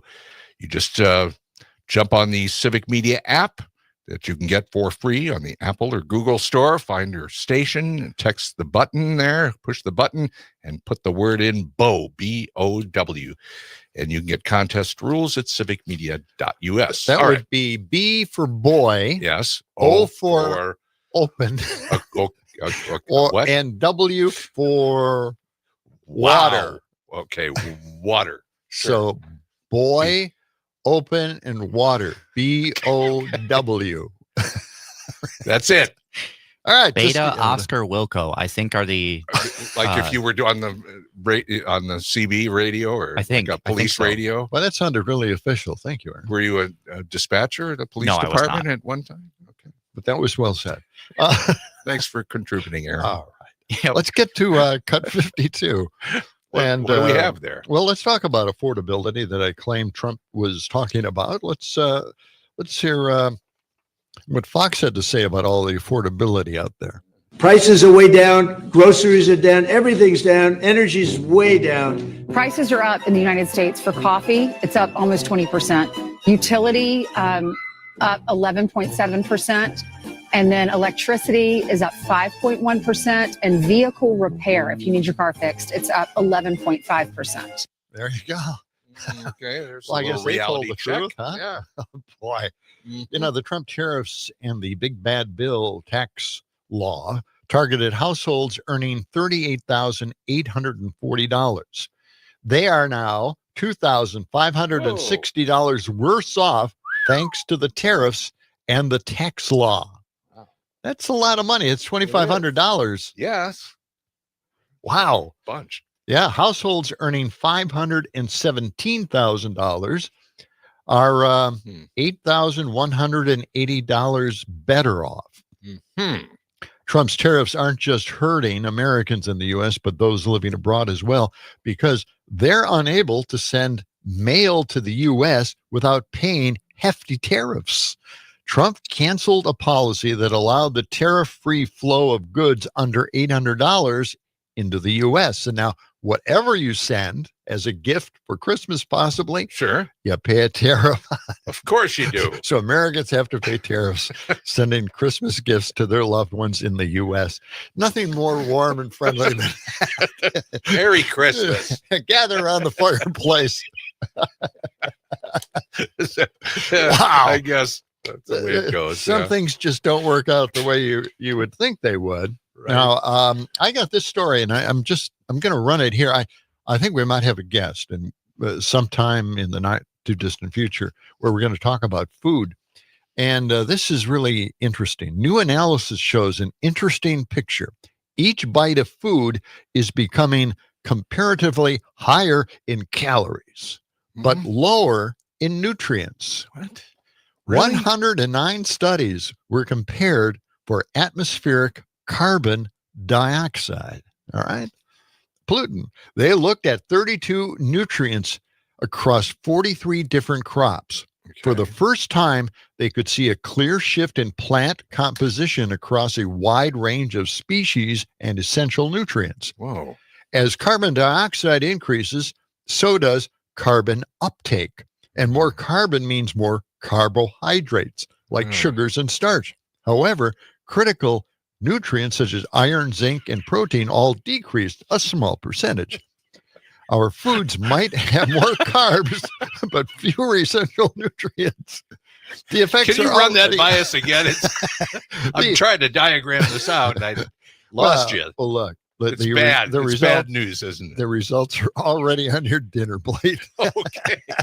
That's sad. So it's awful. Again, because of the carbon dioxide in the atmosphere and soil, now it's being absorbed by the plants. We're screwed. Okay. Now, this is a small shift. Okay. I mean, don't sit there and worry about this too much. I'm going to be sleepless tonight just thinking about the nutrients and the carbon dioxide. I know you've been really concerned about carbon dioxide in your food. I can't sleep as it is. It's terrible. Oh my God. Oh, help us, please. Somebody help us. Help us. Oh God, that's awful news. Hey, coming up in our next hour, we're going to talk to Mark Jacob. He used to be with the Chicago Tribune as the Metro editor and also editor at the Chicago Sun-Times. He's co-author of 10 books, mostly on history. And he's got a great website or newsletter, I should say, at stopthepresses.news. So we'll be talking with Mark Jacob, and we're going to talk to him about authoritative government. Yes. And, that's kind of been in the news lately. Well, yeah, paying attention for a good reason. It's an authoritarian government that we have. Yes, and it's taken off. And we have individuals that call into the show every once in a while that certainly believe that this is the best president ever and has never made a mistake. And the news today that the Supreme Court is ready to hand over even more power to the federal agencies. Let the president just do whatever he wants. With any of those independent agencies. He can fire anybody on independent agencies, right? The ones that are not supposed to be political. Exactly. So if he fires them, then who is being put into these non-political positions but politicians? Yes. Mm-hmm. So we'll find out more about that. You know, the Supreme Court is doing more to destroy this country than the president, than Trump. Like they're competing with each other. 29 minutes past the hour. We're coming back in just a few minutes with more of John and Gordy on this Monday afternoon. What do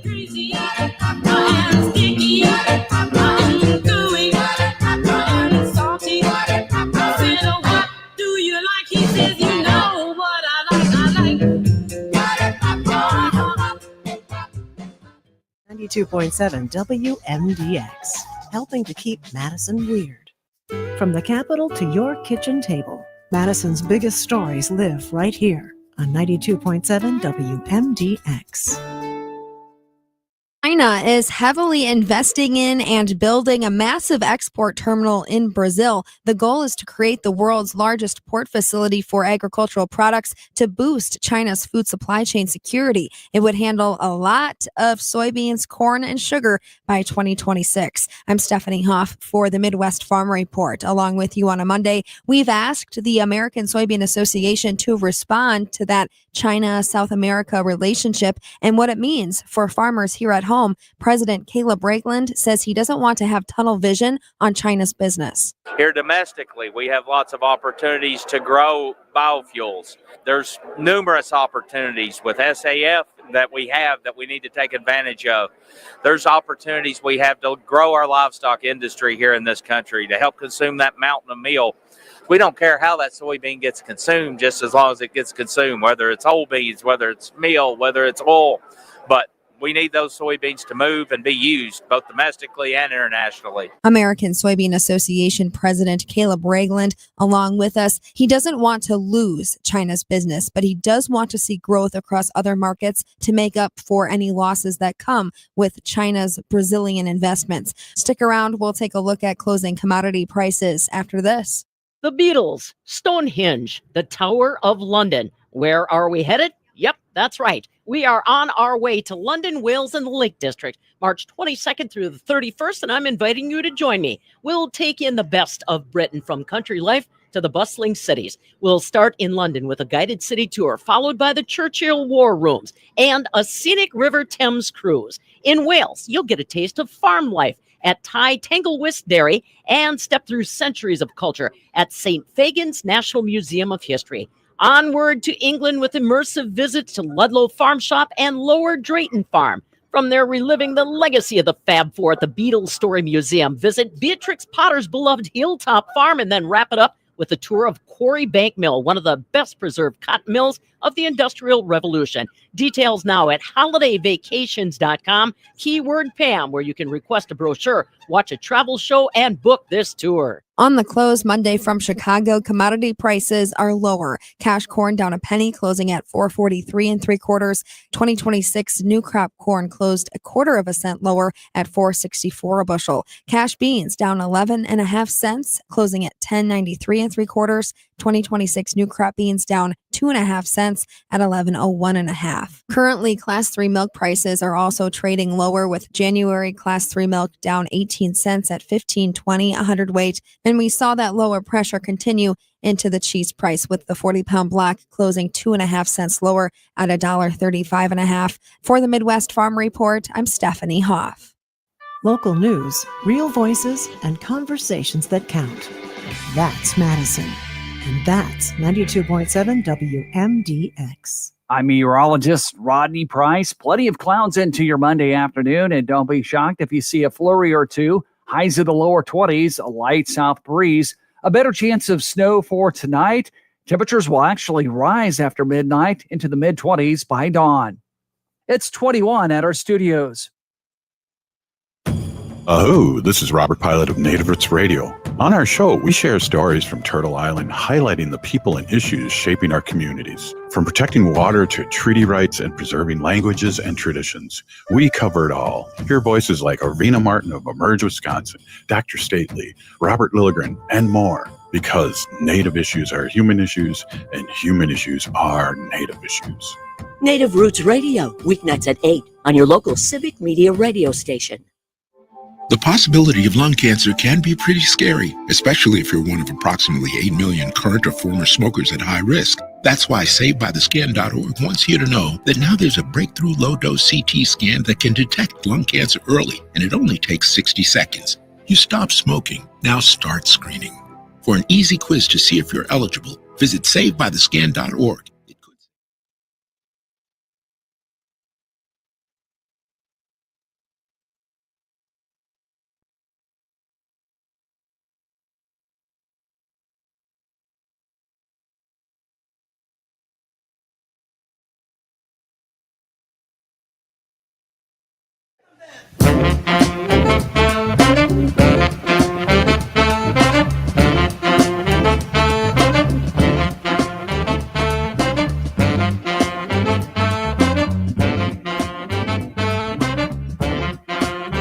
It's John and Gordy in the afternoon. Cloudy, overcast day. Yep, here in Madison, it's pretty chilly, 22 degrees. I think we'll see some flurries along the way. Southern part of Wisconsin today, and maybe some more up north as well. Phone lines are back open, 855-752-4842. You know, ever since I asked the listeners for a little input on maybe a really good snowblower that can handle the wet snow instead of just the fluffy stuff that my snowblower handled easily over the weekend. I really am anxious now to get a battery operated snow thrower.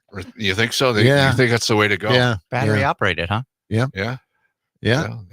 They've come a long way. Yeah. I mean, it's it's a good machine, and I'd love to have it. My wife will probably freak out hearing me say this because she knows every time I get on a binge like that, when I start thinking seriously about anything, look out. But I'm not going to do it. I'm not going to do it. What? All right. I'm not going to do it. Maybe buy it for yourself for Christmas, well, maybe. Huh? That's a pretty damn good idea there, Gordon. I might just have my reason. Why not? Wow. Yeah. Well, she can blame you.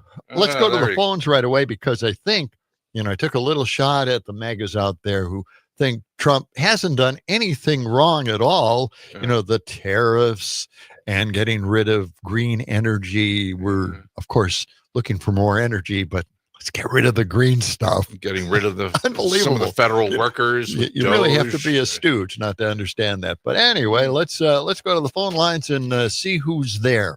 Who is this? You know who it is. CJ. Good afternoon, CJ. Go ahead. Hey, guys. You guys wish I lost your number, but I have to tell the rest of the story. Oh, that's right. That's right. You've got the rest of the story. Yes. Yeah. Which story are we talking about? Well, this affordability thing that your party and the fake media is trying to sell, that it's Donald Trump's caused. Yeah, but I just played a clip what's from the price of fuel today compared to when Joe Biden was president. I just played a clip from Fox News that contradicted the affordability. Well, here you go. Here's from the Bureau of Labor and Statistics. Can you believe anything now the administration is putting out there? I don't. No, this is facts. Back in 2020, Donald Trump handed Joe Biden 1.4% inflation.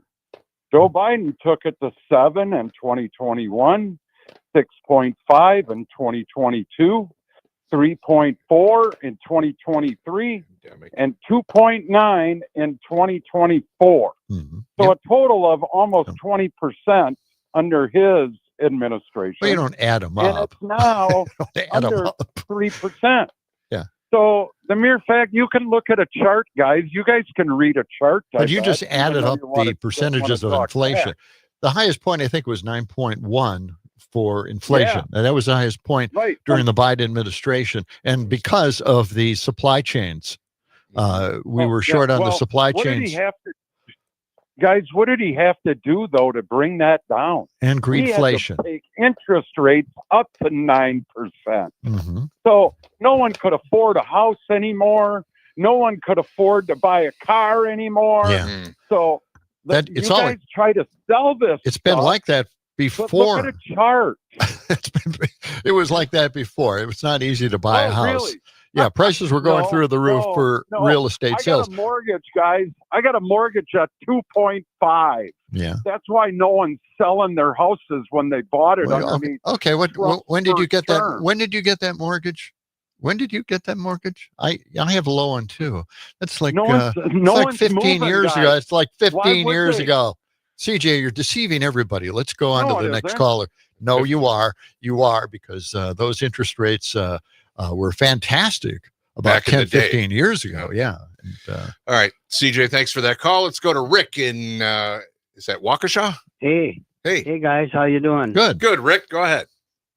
I got two things I'd like to say. One is I like this snowblower idea. Yes. Yeah. Because you don't need as big a chains for slipping on the ice. That's right. Yes, heavier snow blowers. Yeah. Yeah. Okay. Yeah. And then the other idea is, when's the last time the Republican Party ever put in a raise in minimum wage? Yes. Incredible, isn't it? They won't do it. It is. They won't do it. Incredible. Yeah. It's going decades. I know. Good point. Yep. But Yeah, they have a always, good one, guys. all right. I appreciate that. Rick, thank you. They always say, well, everybody's getting raises and, Anyway, yeah. wages are going up. And of course, those wages are going up in blue areas. The Democrats and their blue states have raised wages. Mm-hmm. And then, of course, Republicans say, well, the wages are going up because of our bad policies. I don't think so. No, I'm pointing that out. I'm making sure everybody knows about that. Let's talk about Elon, okay? Because Elon said something recently that, getting a little blowback here. Really? Yeah. He called for the breakup of the EU. Oh, European Union. No kidding. Yeah. After paying a fine. Okay, here's how it went. 48 hours that shook the world. December 5th, the European Union fines X $140 million. That's the first penalty ever under the Digital Service Act. December 7th, the owner of X calls for the EU to be abolished. That would be Elon. He said, I mean it, not kidding. Now, here's the report. Let's listen to cut 58. This is the report on Elon's comments about breaking up the EU. This includes X's blue check mark. It deceives users. Anyone can pay to obtain the verified status, and X does not meaningfully verify who is behind it. Regulators also accused X of lacking transparency on advertising and blocking researchers from accessing public data. Elon Musk fired back on X, calling for the EU to be abolished and replaced by national governments, claiming the fine is attack on freedom of speech. U.S. Secretary of State Marco Rubio called the move an attack on all American tech platforms. Polish Foreign Minister Radosław Sikorski called Musk's abolishment comments reckless and dangerous, warning they embolden actors hostile to Europe. That's right. Now, here's the deal. The EU required platforms to provide databases for all the digital advertisements to help researchers detect scams. Well, that's not too bad. Fake ads. Right.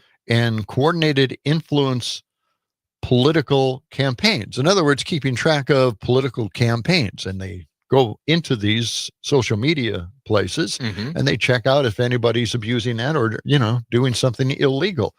But of course, Elon doesn't want anybody to know that. I don't know. Does he think he owns the world too on top of that? Yeah. He's got a business. He's got to kind of toe the line.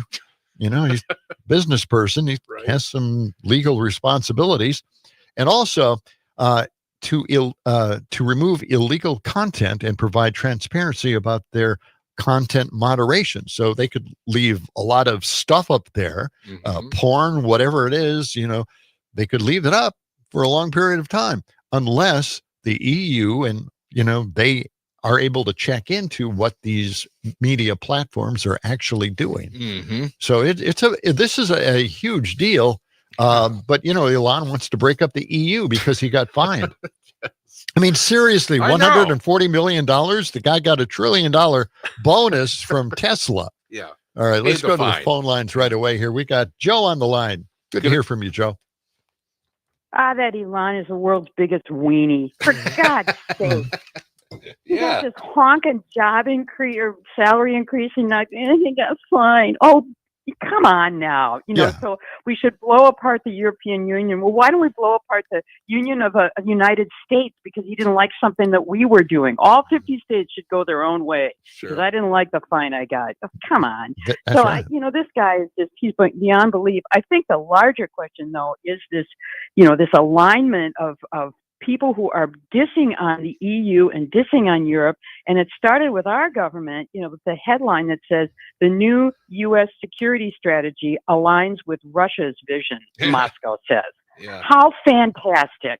How better for democracy than to align with Russia, not Europe, but Russia. And when I think about that, guys, you remember the videos that would be out there of Putin was very big on videotaping meetings where he decides certain people should be excised out of these meetings. FSB would come into the meeting with their black hoods, put it over people, certain people, and then drag those people away. That's what we want to aspire to. Yes, that's exactly what the United States should try to do, is to have a security strategy that aligns with Russia's vision. And Russia is just thrilled about this. They say it's largely consistent with Moscow's vision. Who better to follow than Putin, right? Mr. Democracy, Mr. It's unbelievable where we're going, scarier than all get out. And I think the fact that one more rich guy is saying, well, the EU shouldn't exist. Well, I don't think he should exist. Do I get to have my way? I'm casting my vote in that one. All right, Joe. Is that it, Thanks, Joe? guys. All right. Yep. I got some more here. Joe, thanks. The comments from the political leadership in this country is appalling. I mean, Marco Rubio is saying on X, the European Commission's $140 million fine isn't just an attack on X, it's an attack on all American tech platforms and the American people by foreign governments. What is Elon a foreign government? The chairman of the FCC, who should be neutral on everything, said the EU is fining a successful U.S. tech company for being a successful U.S. tech company. No, there are rules and regulations for all companies, even in the U.S. Yeah, if you don't want to get fined, you could. Yeah, you could try following the rules. Follow the law. J.D. Vance said the EU should be supporting free speech, not attacking American companies over garbage. Rumors swirling that the EU Commission will fine X hundreds of millions of dollars for not engaging in censorship. See, he's saying that they fined Elon $140 million for not censoring things on the internet. Okay. So maybe we should have more child porn in this country. I agree. Boy. Hey, go ahead. Yeah, sure. Go for it. Why not? Unbelievable, huh? He also said, by the way, if American democracy can survive 10 years of Greta Thunberg, God, you see, they're preoccupied with this person. They're obsessed with her. You guys can survive a few months of Elon Musk. That's what he's saying. Okay. The fine comes days after the administration revealed a new national security strategy that calls for the revival of the Monroe Doctrine to oppose any European interference in American affairs, like Elon's X, and cultivating resistance to the European Union's current trajectory within European nations. So, another Monroe Doctrine. They're seriously coming up with another one of those. Didn't they try to bring this back before the Monroe Doctrine? All the time. Every time they don't want interference. Every time they want to create some kind of island nation here. Yeah. All right. That's their solution. Just want to remind you, the grown-up gift list text to win contest continues. And this hour we have a keyword. That keyword is Bo, B as in boy, O as in occasionally, and W as in what?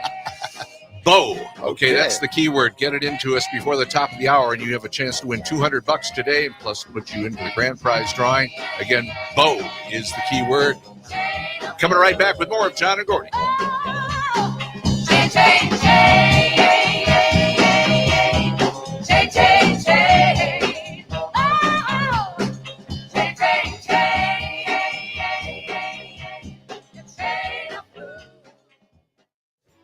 Catch Farm Report updates throughout the day from the Midwest Farm Report, right here on 92.7 WMDX. Get ready, Madison. El Sazon Jarocho is now open on Plaza Drive. 5-star authentic Mexican cuisine, fresh, homemade, and the best prices in town. See why one review said, best tacos I've ever had in my life. El Sazon Jarocho. You won't leave hungry, just happy. You're listening to the American Democracy Minute, keeping your government by-in for the people. A case before the U.S. Supreme Court December 8th tests the unitary executive theory, how much power the presidency has over agencies Congress designed to be independent. The Federal Election Commission is one of those agencies. Plaintiff Rebecca Slaughter was nominated by President Trump in 2018 to the Federal Trade Commission and renominated by President Biden to serve until 2029. Trump fired her in March 2025, not for cause, but because her positions were, quote, inconsistent with the administration's policies. Congress created the FTC to be an independent agency with 5 bipartisan commissioners staggered in 7-year terms who, while appointed by the president and confirmed by the Senate, can only be removed for, quote, inefficiency, neglect of duty, or malfeasance in office. There are over 50 such independent agencies legislated by Congress, including the Federal Reserve, Securities and Exchange Commission, and Federal Election Commission, intentionally insulated from executive branch influence. Many conservative constitutional originalists support the unitary executive theory, giving the president absolute power to hire and fire federal appointees or civil servants for any reason. Other scholars argue even James Madison and Alexander Hamilton supported independent agencies. A decision is not likely until next year. We have more at AmericanDemocracyMinute.org. I'm Brian Beal. Listen to the Civic Media exclusive podcast, Busted Pencils. Holy crap, 1/3 of kids can't read. That is a very troubling statistic. Is it a true fact? Is it a statistic that you can walk around with and actually talk about? No, there's a complexity, but at the same time, with a little bit of help from Tim, Johnny, and Jacob, I think we can get a better sense of what's really going on here. Subscribe to Busted Pencils wherever you listen to podcasts. A fresh perspective on the great outdoors. Hey, Wisconsin, you're listening to Raised in Wisco. We're now on 25 stations throughout Wisconsin, Michigan, and Minnesota. If you have got a radio or a computer or a cell phone, you can listen to us live Saturdays at 11 o'clock a.m. Raised in Wisco with Joe Clayfish and Danielle Fairman. Find the podcast on Apple, Spotify, or wherever you listen to podcasts. The Elder Care Locator is here to help you live your best life as you age at home. Our call center advisors are ready to connect you with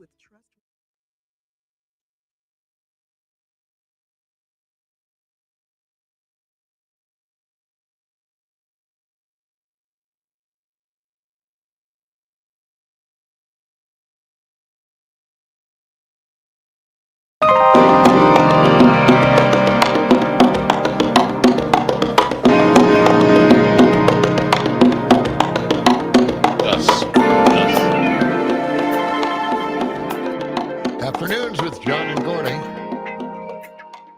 Phone lines are back open, 855-752-4842. That's 855-75 Civic. Civic. I was just about to say that, John. Oh, I'm sorry. Interrupted me. Try not to let that happen again. Okay, well. Oh, there you did it again. We're back. Can I talk now? Sure. You can talk anytime you want. Okay. All right. All right. You could talk now or later. Despite the Trump tariffs, a world record for China having just surpassed $1 trillion trade surplus for 2025. Okay. I did want to mention we have a guest next hour, Mark Jacob, formerly Metro editor of the Chicago Tribune. He's written a number of books, and we're going to talk to him about authoritarianism. All right. That's coming up. I've got a cut here from Hope Walz, Governor Tim Walz's daughter. She's pretty angry about the mega use of the R word. So let's listen to what she had to say. Okay. No, I'm talking about this because while my family and I are always going to be the bigger people, the president calling my dad what he did has unleashed a storm regarding like offensive language towards me and my family, and specifically my brother. You can call me whatever you want. You can call my dad, my mom. When it's Gus, to the no. He dealt with people calling him that last August, and now there's a resurgence. And no, how is it okay that the president of the United States can call somebody, anybody, doesn't matter who they are, that, and then all of his freaking cult members come and attack those people and that person's family? Say what you want about my dad. He's an elected official, right? Like that's going to happen. I think it's utterly disgraceful that the president would do that. But then the attacks that I have seen, I have people DMing me saying absolutely horrendous things. When I was home last week, somebody drove by and screamed that we were R words, just driving by in their car. I'm like, what world are we living in. And again, I draw the line at Gus because he dealt with that before, and not again. You people are disgraceful. Shame on you, all of you. There you go. Yeah. I mean, why would they do that to Gus? Yeah. I don't know. You know, it's really, it's sick. Yeah. I have 2 special needs grandkids and hear that word thrown out every once in a while. And it's just, it's beyond disgusting. It is. It's outrageous. It you know, if maybe, you know, the MAGA cult contingent would hold Trump accountable for this kind of behavior, promoting this kind of discussion, maybe he would change. Maybe there would be some good coming out of it. Yeah. I don't know, but this certainly isn't working the way we thought. All right. So anyway, let's get to Marjorie Taylor Greene. Okay? Yeah. Death she was threats. on 60 Minutes over the weekend, right? Yes, yeah, she's getting death threats. Trump is not happy about what CBS did on 60 Minutes. So maybe, you know, maybe CBS is in trouble and won't be able to be a part of Warner. Okay, here we go. Let's listen to Marjorie Taylor Greene. This is cut 61.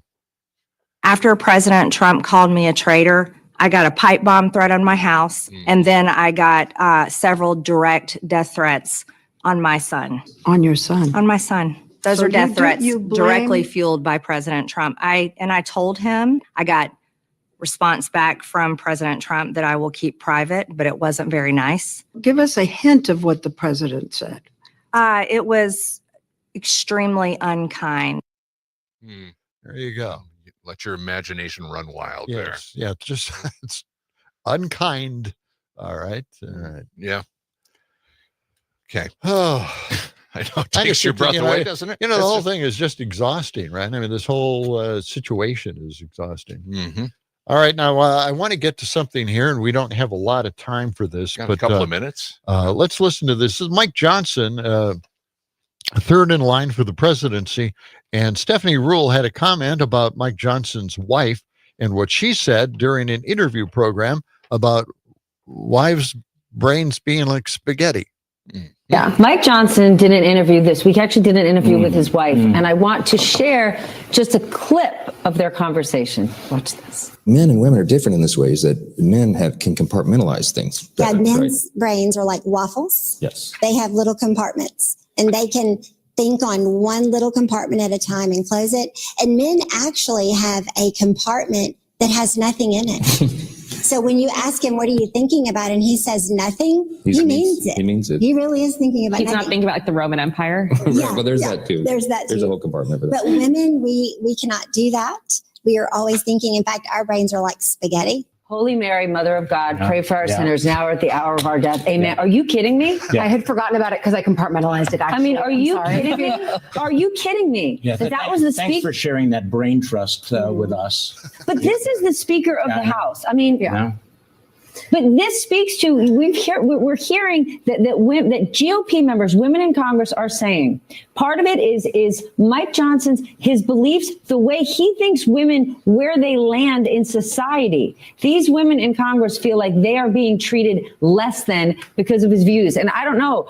I don't interface with him, but when I watch an interview like that, I'm starting to think maybe they're onto something. Yeah. Yes. Boy, So There's actually a book that was pretty popular for a while called Men Are Like Waffles, Women Are Like Spaghetti, where they talk about the way that their brains ostensibly No work kidding. differently. Yeah, my So mom he's has going that back book. to that. Really? How long ago was that? Oh, I've not heard of a that few book. decades ago. Okay. I remember seeing it as a kid, and I So was like, that's- what the heck is this? That's what he's referring to. My Okay. goodness sakes. All right. Did not know that. Thanks, Aaron. All right, we've got news, weather, sports updates straight ahead. And then when we come back, we'll be talking with Mark Jacob. He is the former Metro editor of the Chicago Tribune and also an author. He's got a great newsletter as well. Mark Jacob right around the corner on John and Gordy in the afternoon.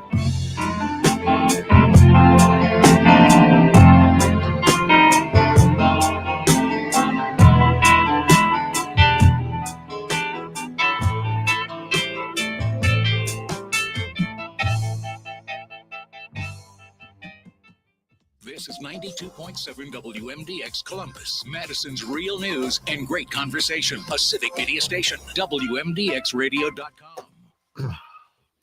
Mark Jacob. Mark on the Hey, guys. Substack. Hello, how are you doing? Doing fine. Good. Here. Hey, Mark. That's John Peterson. I'm Gordy Young. Okay. Pleasure to meet you. Nice to And meet you. we're in a little news break here for a few minutes. Yeah. We're going to talk to you about authoritarianism. Authoritarianism. Okay. Yeah. Well, there's a lot to talk about, unfortunately. Yes. Yes. It's unfortunate, and it's getting worse and worse and worse. No, Yeah. Better. all right. Well, we're gonna take a little walk. We have to stretch the old legs. Okay. All right. Yep. So but we will be back in just a couple of minutes. By the way, where do you want to start with this? Start this line of questioning. Well, I mean, I'm fine with, your producer sent me kind of a few questions like what key signs of authoritarianism should the public be paying most attention to? Okay. And I can certainly go from there. It's Start there. there's so much to talk about that it's not going to be hard. Okay. Right. Yep. Okay. All right. We'll start with that one. All right. Right.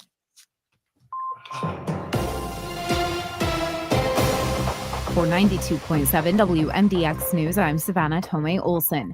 There are some new changes to Metro bus routes. The South Transfer Point is now closed. Routes G, H, and O are now ending at the new bus stop at Park and Hughes, 1 block north of the South Transfer Point. Route B will use Park and Hughes too. City staff will be adding temporary bus shelters and benches to make that functional for now. All of these changes are to accommodate the future Park and Badger redevelopment.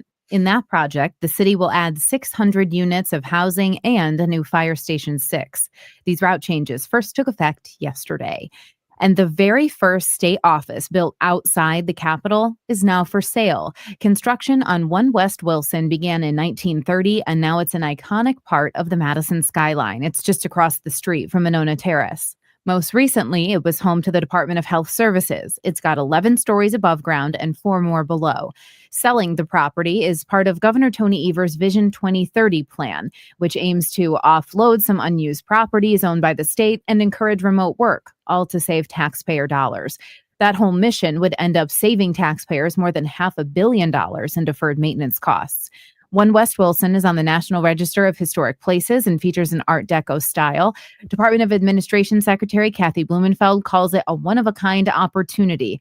The building can be developed into just about anything from a hospital to housing. Bidding for the property will begin in March. And a Madison middle schooler spent the weekend representing Team USA in an international judo competition. Ilian Hoskins is a 7th grader at Senate Middle School. He's been a judo athlete since he was 4 and was named the nation's top junior athlete in 2022. He's in Peru for this year's Pan American Judo Championship. I'm Savannah Tomei Olson, 92.7 WMDX News. The Packers back in first place. Hi, I'm Mike Clemens with Sports NFL. The Packers took an early lead, 14-3 in the first half, and held on to beat the Bears 28-21 at Lambeau Field. The win puts the Packers back in first place in the NFC North Division over Chicago. Quarterback Jordan Love. Yeah, it's huge. Obviously, we still got a couple weeks left here, but it's all about finishing there. You know what I mean? We're here. We've been here before, but we've got to finish it. So it doesn't really mean anything right now, but, tonight was a huge win and going in the right direction. We just got to keep stacking. Bears quarterback Caleb Williams attempting a touchdown pass, intercepted by Green Bay's Keyshawn Nixon at the end of the game. The Bears head coach Ben Johnson. Obviously, when it comes down to the wire like that and you're on the losing side of it, it's disappointing. But a lot of credit to our guys in the second half. They're making it a game down 14-3 at halftime and the last 30 seconds and potential to tie that game up. The two teams meet again in 2 weeks at Soldier Field in Chicago. With sports, I'm Mike Clemens. Our lakes are gorgeous. Just don't swim in them. 92.7 WMDX, keeping Madison honest, one broadcast at a time. I'm meteorologist Rodney Price. Plenty of clouds into your Monday afternoon, and don't be shocked if you see a flurry or two. Highs of the lower 20s, a light south breeze. A better chance of snow for tonight. Temperatures will actually rise after midnight into the mid-20s by dawn. It's 21 at our studios. Hey there, Wisconsin. Tom Hartman here. Democracy is not a spectator sport, so join me each and every weekday right here on Civic Media for the Tom Hartman program from 11 a.m. to 2 p.m. Covering the news of the day and sharing ways for you to get off the sidelines and get active in your community, because change starts with you. Get involved and tune in to the Tom Hartman program Monday through Friday from 11 a.m. to 2 p.m. right here on your local Civic Media radio station. For 75 years, the Muscular Dystrophy Association's voices have thundered through the halls of Congress. For 75 years, we've willed the impossible into existence. For 75 years, the MDA community has pushed the science, Shifted the narrative, and established the field of neuromuscular medicine. And until that day, when this is all a thing of the past, You couldn't stop us if you tried. Join us and celebrate 75 years of breakthroughs at MDA75.org. 20 seconds. Pete Schwaba. On the next Nightlight, I welcome Civic Media Sports Authority Mike Clemens.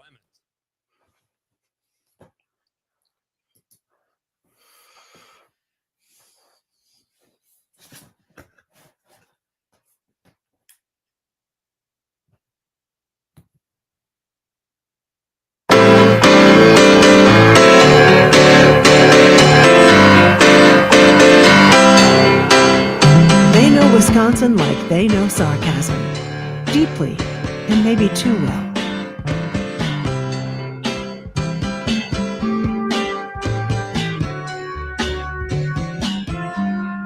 Well, the long window here, the studio, WMDX in Madison. Might be a little precipitation out there. Yeah. Maybe just a few very light flurries, a couple of sprinkles. It's chilly out there, and we could be in for some light snow. Yeah. Scattered around Wisconsin. Of course, northern Wisconsin, we're not sure what's going on there. We're probably getting a little spill over here. Perhaps. Perhaps, we're Yes. just speculating. I don't want to be held held to that. No We'll see what accountability. happens. No. Yeah, I know. That's John Peterson. I'm Gordy Young, along with our producer, Aaron Zommers, this afternoon. And good to have you with us. We've got the phone lines open, 855-752-4842, if you want to jump in on anything. Well, we've got the former Metro editor of the Chicago Tribune on the line right now, waiting for us. It's Mark Jacob. Welcome to the show. Thanks for having me. Yeah. Good to have you with us. We've got a authoritarian problem here in the country. I don't know if you've noticed that, Mark. I've written a word or two about it. Have you? Yeah. Oh, well, it just seems like it's getting worse. And it's because I think the Supreme Court is allowing all of this to happen in conjunction with the plans by the Project 2025 creators and Trump signing his executive orders. So what can we do? What can we do about this? This doesn't seem like there's no end to it. We've got 3 more years to deal with. Yeah. How do we fight this? What's your take on things? Yeah. Well, all right. Let's, if you don't mind, let's go through some of the main things to be really scared about. One of them is the potential of troops in the street. I mean, think about a decade ago. Can you imagine people who said, "Well, the president's going to send armed troops into major American cities." For just because he's declared an emergency that nobody really thinks is an emergency. Mm-hmm. I mean, everyone would have said, "No way, that's not going to happen in this country." I mean, there's been a long history in this country of not allowing that to happen. Yet that's what's happening, and we have the Supreme Court about to decide on whether the National Guard troops can come to Chicago. They're already in various other places, D.C. especially, and this is just, this is breaking a norm. This is Trump getting us used to the idea that of military occupations of our cities, and the cities he's going after. We know which ones those are. Those are the ones that voted against him in past elections. So in effect, he's punishing places like where I live, Chicago, for voting against him. And so that's super scary. Another scary thing is the president calling Somali Americans garbage last week. Yeah. You had him a while back calling his opponents vermin. You had recently you had the head of Homeland Security calling the people who she doesn't like leeches. Yes. So here we are, declaring certain people who not coincidentally do not have white skin, we're calling them subhuman. So, and anyone who knows history knows where that ends. And it's not in a very, pleasant place. So people need to take that kind of rhetoric seriously. So that's going on there. Meanwhile, you have Trump and his friends. You have Trump's friends buying up the news media or co-opting it to where it's to challenge him. This is a model we've seen in Hungary. You've seen it in Russia. This is what happens, and ultimately, there's almost nowhere you can go for real news. And well, Mark, it seemed to me like when Netflix bought Warner, that was it. That was the done deal. They're going to spin off the TV section of it and sell that outright to somebody else. But now we have this threatened takeover Paramount by by Paramount, and of course, then we had first we had indications that Trump wanted to side with Paramount on this, and then decide that Netflix was too big; they couldn't absorb Warner, and then give this whole thing to the Ellison family. Right, and who already owned CBS, by the way. Yes, yes, right. yes. And then we saw this morning that Trump was really angry with CBS because of the 60 Minutes interview with Marjorie Taylor Greene. And then I thought, well, maybe there's hope that he'll punish Paramount for doing something like that, and then allow Netflix to finally absorb Warner Brothers. No, I think you have to. It's really important to look at what they do, not what they say, because in this case, Trump has a long history of saying mean things about people who are in his camp. If you remember, he goes after Fox News quite a lot. And it's not because he doesn't like what they're doing. It's that anytime they take one step out of his boundaries, he wants to bring them back in. And he wants to scare his followers as much as he scares his opponents. And so that's what that's all about. I mean, the Ellison family is to really be worried about. They've already, this whole thing with CBS has already led to them giving Trump's library or his foundation money, millions of dollars that they had no reason to get. So in effect, Trump is running a shakedown scheme on major media, and he's doing it. People need to understand why this is happening and why the media are folding. It's look at Washington Post and how it is. Its editorial side, at least, is just just sucking up to him all the time. It's owned by Jeff Bezos. Well, Jeff Bezos owns something you might have heard of called Amazon, and he could be really hurt if Trump wanted to punish him. He's plus Bezos has other things like Blue Origin, and the point is that Bezos doesn't care about the Washington Post so much as he cares for his much bigger businesses that he's scared that Trump will go after. So that's one of the giant problems with corporate media in this country is that you have all these people who own news outlets, but that's not the main way they make money. Right. In fact, while the news outlets are the billionaires are basically allowing Trump to take away health care from the rest of the country just to, give them big tax cuts. And they're okay with that. They're not objecting. They should be objecting to it.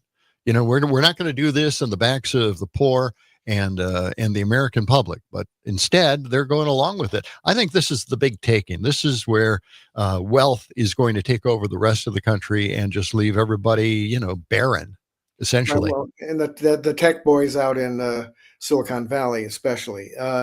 I think that's a real danger. I mean, there's in this country, I read history books, so I've been studying this for a long time, and there's a long history in this country of the robber barons doing what they wanted to do.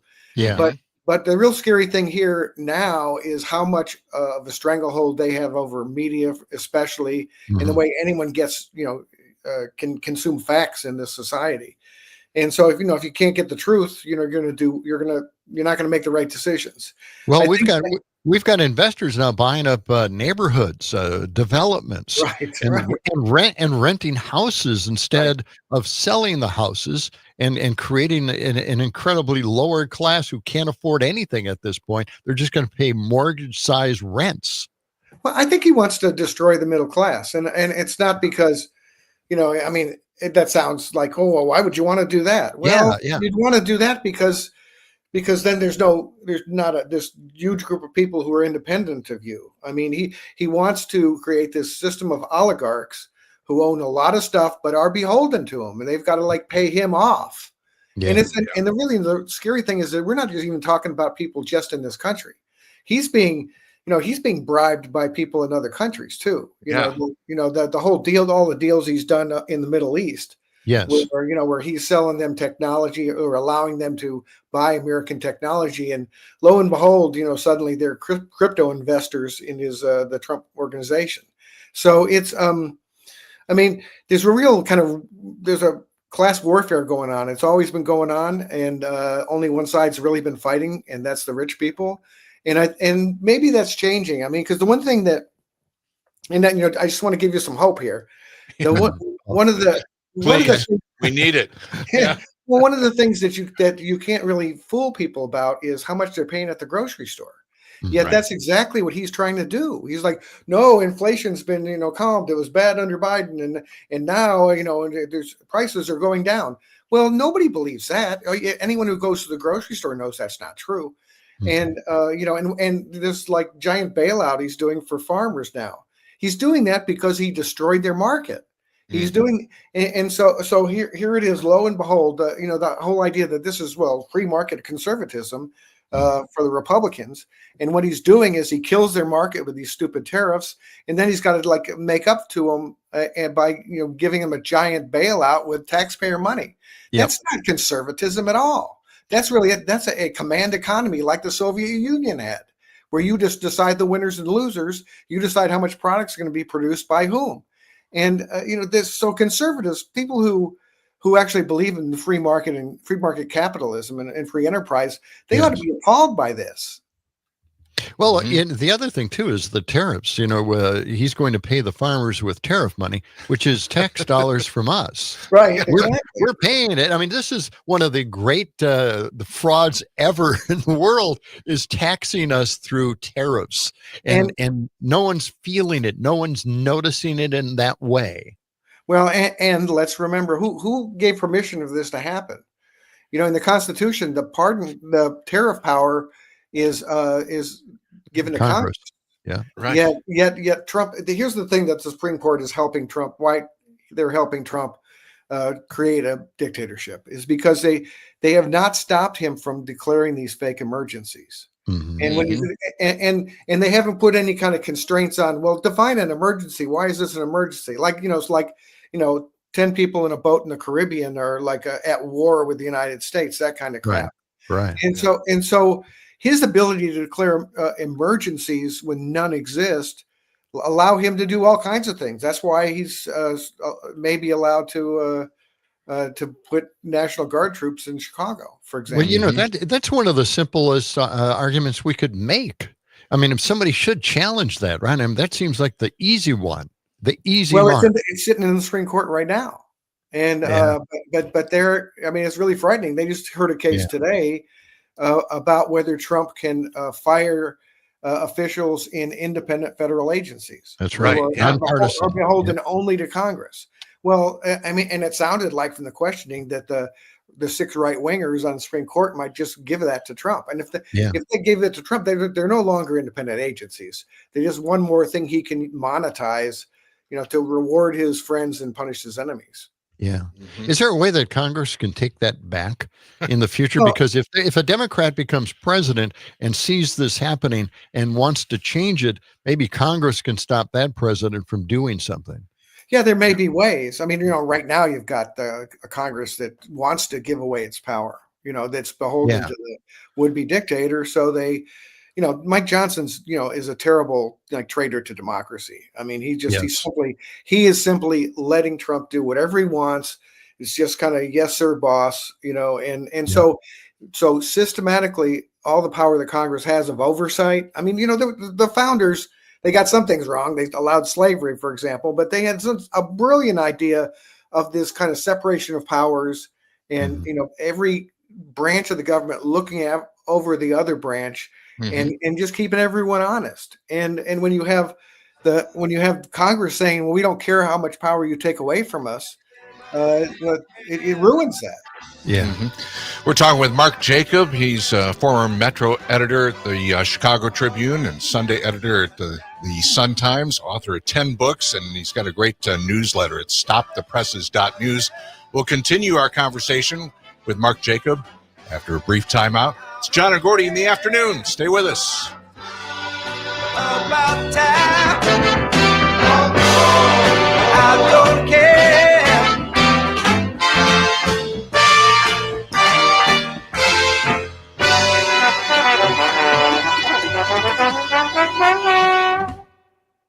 WMDX Madison, where the cheese is sharp and the vibes are chill. The holidays are here, and it's time to pick a present from Civic Media's grown-up gift list with this local station. Listen while you work for the keywords to text for your chance to win $200 cash and be entered to win one of our grand prizes, a snowblower, stainless steel cookware set, or a portable air conditioner.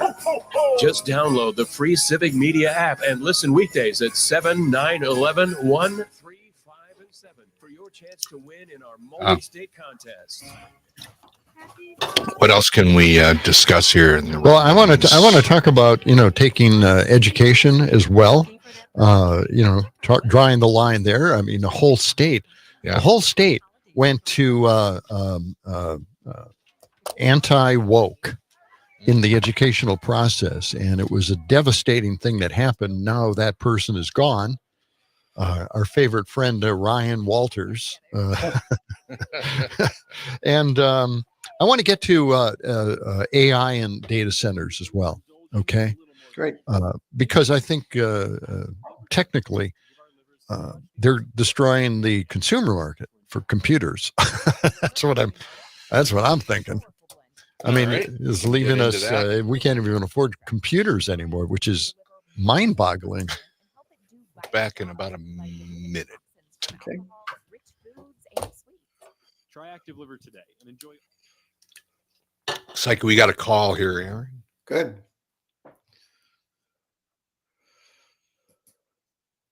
Or pick it up today at CVS, Meijer Grocery, or ShopRite. Enjoy life to the fullest with Active Liver. Where working people come to talk. It's the Rick Smith Show, weeknights at 9 on the Civic Media Radio Network. Join me for an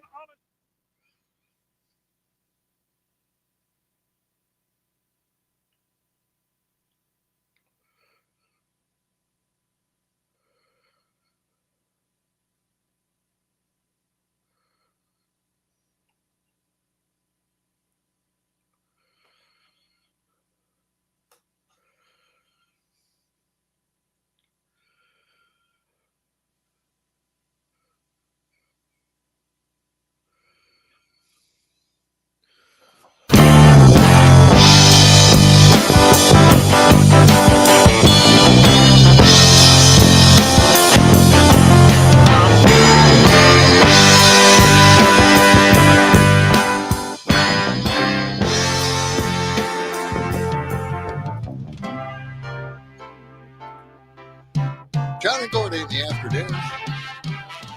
It's been a productive time. Covering a lot of ground today. A lot of depressing information, but there is hope. There's light at the end of the tunnel. There has to be, right? Tiffany in River Falls says, Mark, give us hope and an action plan. We're back with Mark Jacob, author and blogger, and Mark, former editor of the Chicago Tribune. We're talking about authoritarianism and how it's taken off in this country. And I wanted to get to AI and the data centers that are out there right now. They're buying up all the equipment, all the RAM. Recently, of course, with crypto, they took all the graphics cards. Really? And those are overpriced now and pretty much out of reach for the regular consumer. Now we're looking at RAM, and we're floundering. I don't know how people are going to afford a computer anymore, technically. So what are we going to do about all of this? I mean, these data centers are going to take up all the technology and use it for, I guess, what Surge AI CEO says. He's worried that companies are optimizing for AI slop. So, right. Mark, what are your thoughts? Yeah. Well, I'm actually worried about the amount of electric power that they take up.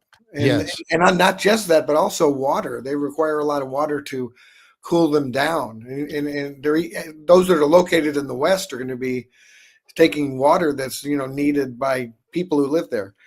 So there are a lot of things to worry about. But just as far as use of AI, I think there's no avoiding it. People are going to be using it, but people need to be trained to use it in the right way and not like rely on it, and also not use it as an excuse, because AI makes a lot of stupid mistakes, and when you ask it a question, it'll give you the wrong answer. And people need, in government and in education, need to not be the kind of people who say, "Well, I don't know," what, you shrug your shoulders and say it's AI. That's not a good enough answer. And Right.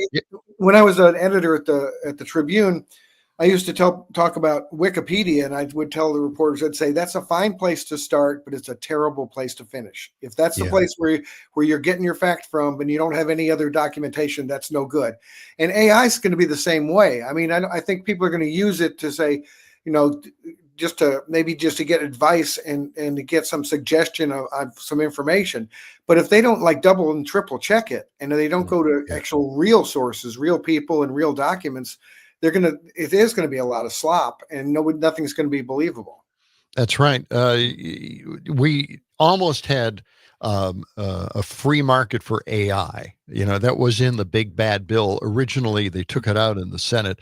So we don't have a ban on putting guardrails in for AI. So thank goodness for that, but they're still looking for a bill to add that on, by the way. So we're not out of the woods on that yet, but the Surge AI CEO says companies are focused on flashy AI responses over solving real problems. And other experts have criticized AI benchmarks for prioritizing performance over economic usefulness and the truth. So those are big issues that we have to kind of deal with here. All at the same time, an authoritarian government is taking over our universities. They're going after the universities, certainly, and they have actually been winning that one as well. Yeah, they actually won right in my backyard at Northwestern. Made a cut to deal with Trump. And outrageous. And let's be really clear about this. They're using a lot of, we're stopping them from being anti-Semitic. That's crap. That's not what they're doing. That's not why they're doing it. They're doing it to crush dissent. They're doing it to put their hands around the necks of these universities so that they stop, teaching, open-minded things and start doing the disinformation that they want. I mean, it's really just a power grab. And you saw they've gone out after some of the most prestigious universities in the country, and some have fought back and some have not. And that's a real alarming thing.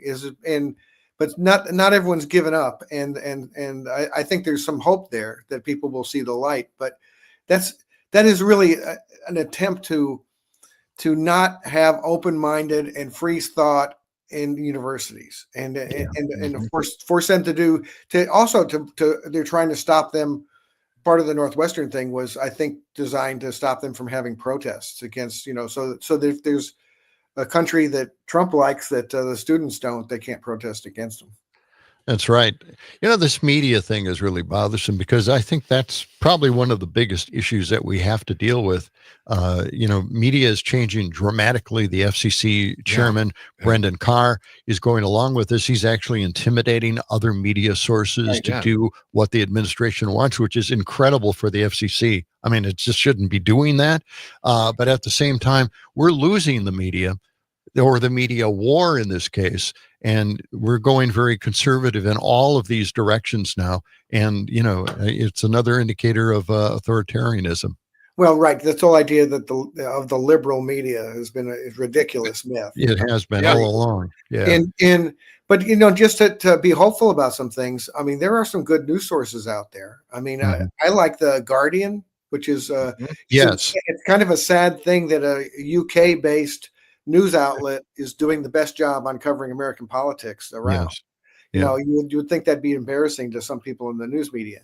But just have about a minute left. Any other recommendations of other media? Yeah, ProPublica is excellent. Okay. Yes, ProPublica excellent. does a great job. The New Republic does a very good job. I mean, that's opinion, not news as much, but it's very sharp. And there's something called the Lever, which you might want to check out as well. David Sirota. So there are good places out there. I mean, but unfortunately, they're not the old reliables that you might think they were. Yeah, it's a new media for us, though. Well, Mark Jacob, thank you for joining us. Another good place to check is stopthepresses.news. That's where you'll find a lot of Mark's stuff. We appreciate you being with us, Mark. Yeah, no problem. We got to have you back. Yep. Please. Very good. All right. We'll take a brief time out. We'll be back with more of John and Gordy on this Monday afternoon. Stay right where you are.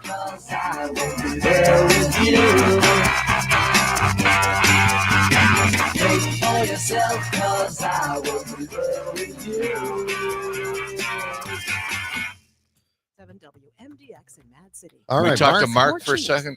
Mark, thank you so much. Sure. That's really good. Yeah, that was great. Have me back, Yeah, invite me back anytime. I'd love to be on. All right. All right. We appreciate that. Thank you. We'll keep an eye on your website as well and keep up on your topics. Yep. Thank you. All right. Again. Thanks a lot. All right. All right. Have now entered into special agreements with ICE, and now those deals will be examined by the Wisconsin Supreme Court. Melissa Kay reports. The case was filed by Voces de la Frontera, a Milwaukee-based immigrants' rights group. Executive Director Christine Nunez Ortiz. And we are grateful that the state Supreme Court is taking this up, because at this moment, where we are fighting authoritarianism, we need local and state protections, particularly. As of July of this year, 13 county sheriffs have signed contracts to participate in the 287G program. Wood County signed its contract in March, according to a report from the ACLU, and neighboring Marathon County signed an agreement with ICE last month. When asked about working with Immigration and Customs Enforcement, Sheriff Sean Becker said the 287G agreements came out within the last few years, and to his understanding, by signing onto the agreement, it would give the county some protections against being sued if they were asked by ICE to detain someone without a valid and legal reason. We can't go out and enforce any ICE detainers or warrants. They're civil. But it can be enforced if you have that partnership by ICE, if that person commits a crime and comes to jail. Wood County recently finished a $1 million jail project. Becker said if ICE asked them to detain someone long-term, he would. If it's legally justified, yeah, I wouldn't have a problem with it.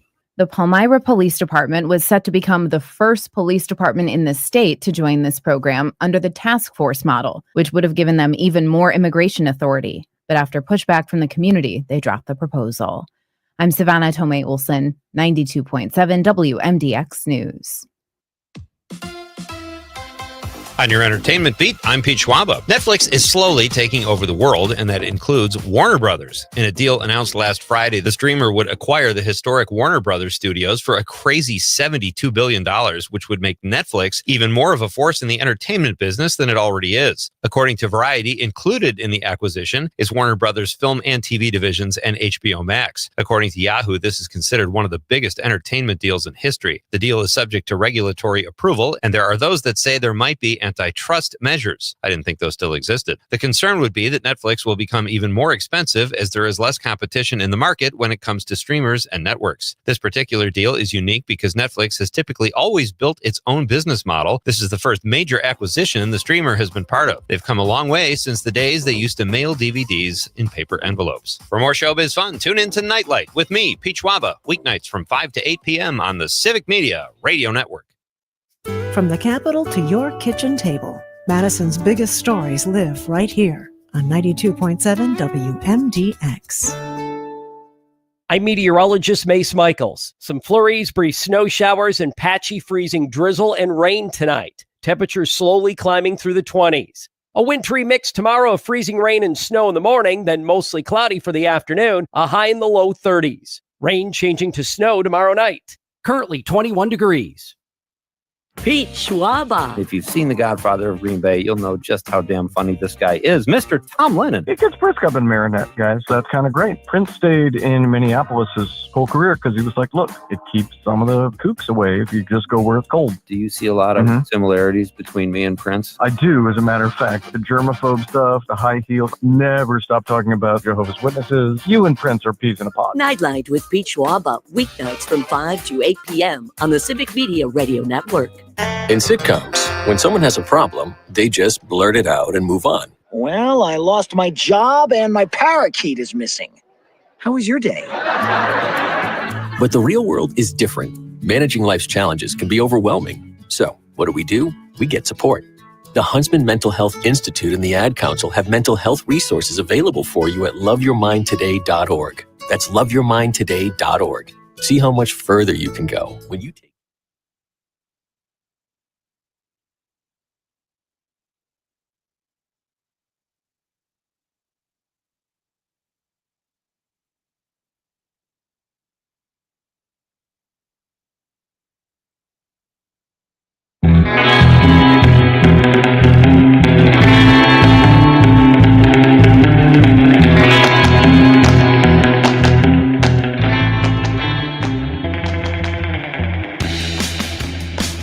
Afternoons with John and Gordy.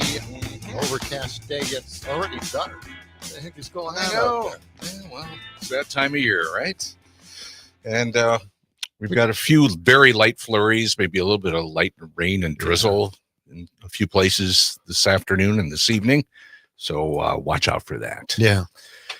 Tomorrow here in the afternoon, we'll be talking to Larry Sandler from Wisconsin Watch, and also Barry Orton talking about media and big media and Netflix, mergers and buying up Netflix, Warner or all that, or Paramount. Yeah, we'll see what happens with that. Sort all that out. Yeah. Wow.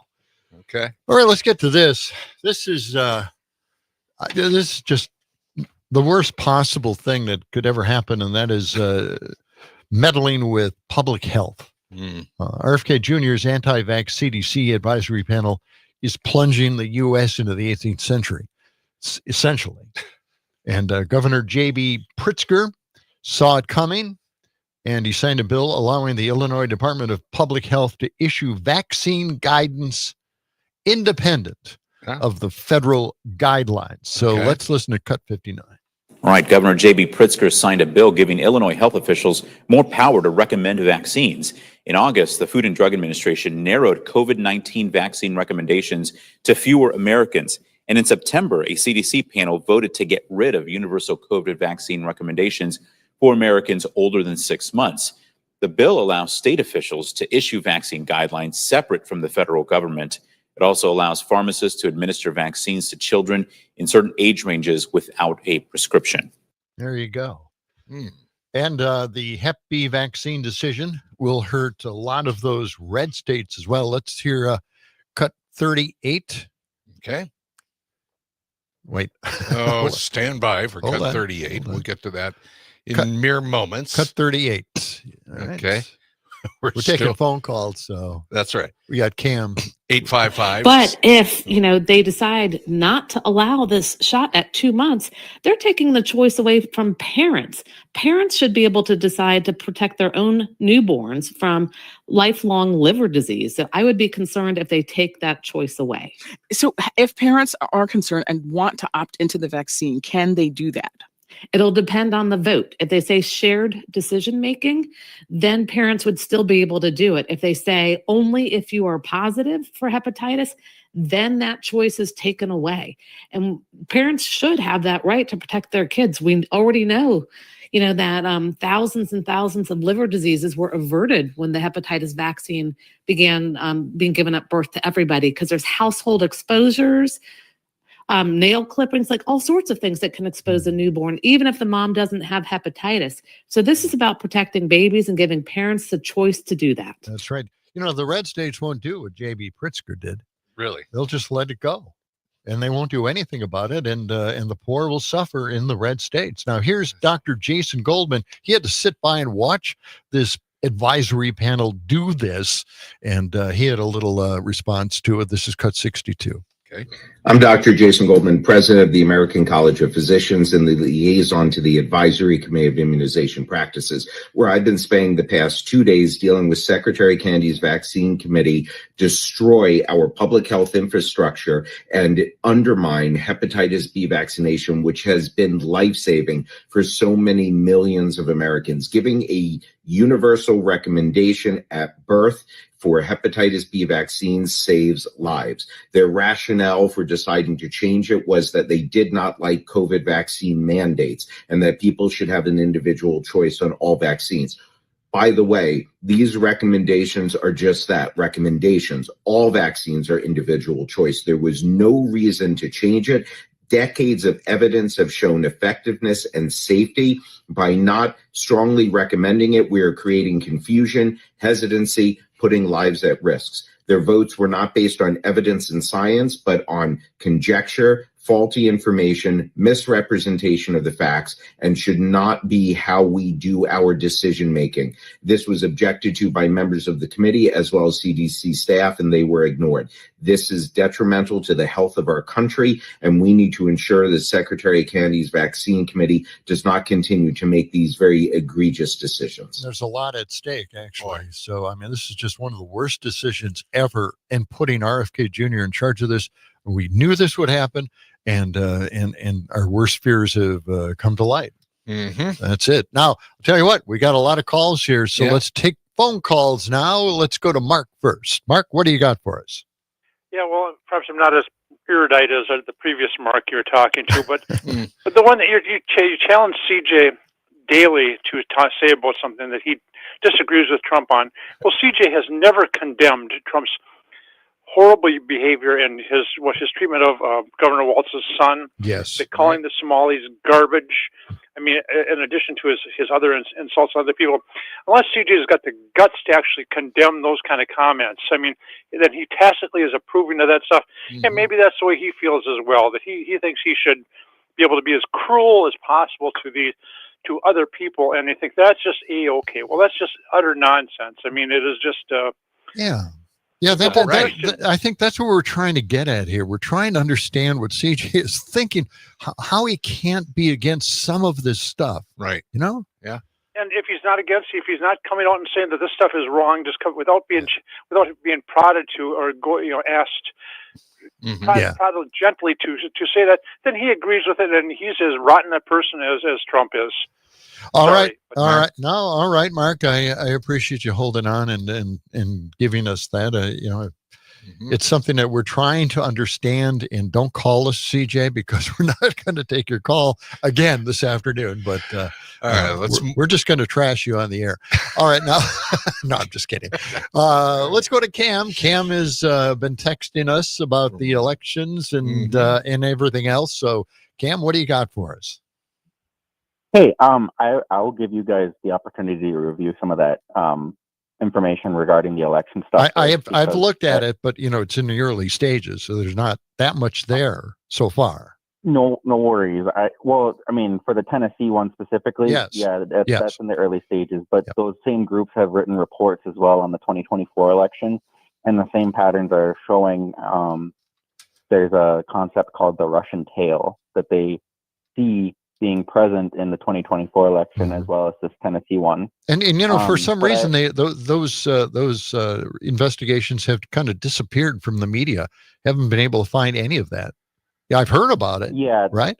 The media won't talk about it at all. I actually have been talking and sharing information for the past year with a Wall Street Journal journalist with this information, and she's basically said to me, yeah, this looks legit, but the thing is that until an actual recount happens, none of us are going to risk it. We can't. So that's what we're looking for then, is a recall.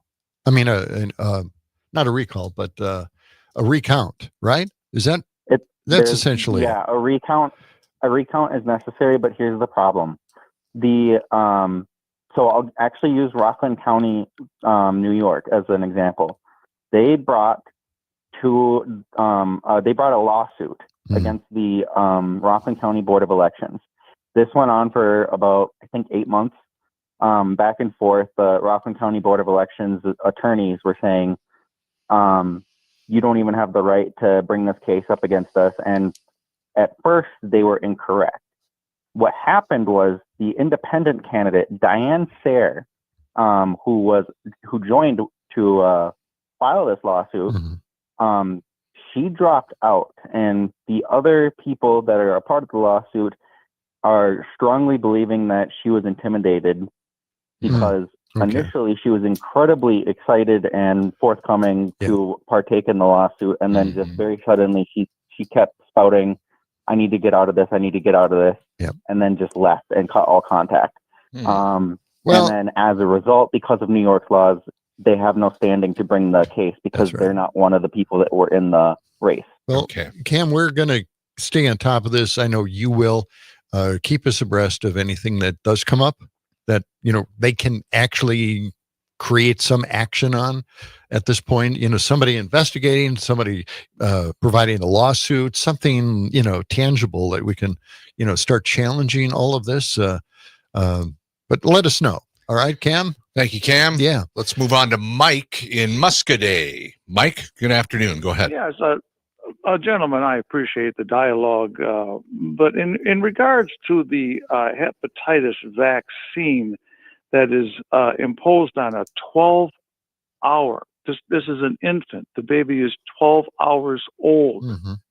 They don't know the implications of a vaccine or the outbreak or what's going to happen to that particular child. I think they know. This is a 12-hour. No, sir. How could they? Well, because it's been going on for how many decades have we been doing this? Do they know the reaction that this shot will give a 12-hour-old baby? 12 hours. What reaction are you talking about? I haven't read about that. Inflammation. Okay. Inflammation to the brain. Sure. How do you know? How do they know? Well, the baby's 12 hours old, sir. See, this is the same kind of argument they gave about circumcision. I don't remember it. So, it's one of those situations where we do these things to protect their lives. That's totally different. This is injected into the child. Come on. Yes. Don't make jokes of it. That's not a joke. You're brazen. Do you know that? All right. You're well, sarcastic. Thank you. Okay, Mike. All right, Mike. All right. We will move on to Cindy in Appleton. I'm just giving you comparisons, and all I can do is, argue the point that, these things have been working for decades. And to call into question because it might be painful or there might be a little inflammation around the injection site, I don't know. How hard is that? How difficult would that be? All right, let's go on to Cindy, right? Cindy, yes. Go ahead, Cindy. Yeah, well, I got a couple things. First of all, the BBC has been talking about the Russian ballot scandal, so that has something overseas has been talked about. We're just the ones that aren't talking about That's it. right. And as far as the vaccinations go, the Republicans now control the women's body. Now they're going to control the babies' bodies. When are they going to start actually controlling the men's bodies? Because that's when things will start backfiring. Yeah. Good point. Wow. Right. Yeah, we've been trying to get that done for years, Okay. Yeah, there's nothing we can do about that. Cindy, thank you. Sadly, yeah, the white man seems to be oppressed, and we're going further and further into toxic masculinity. That's what it's all about. Sadly. All right, Cindy, thank you for that call. 855-752-4842. We imagine all these things happening to the babies. I've never heard a doctor say that it inflames the area where the injection has taken place. I've never heard anything about that. Yeah. And of course, we went through a whole movement of don't circumcise your babies because they can feel the pain and it's traumatizing and all this other stuff. And I don't think that's ever happened either, Got another caller coming in. We'll get to that in a moment. Yeah. 855-752-4842. And we've got much more here as we get set to wrap things up for a Monday. That's right. We got to wrap things up a little bit, right? I mean, like a gift wrap. That's right. We'll be back with more of John and Gordy. And Charles. We got Charles. Yes, Charles is next.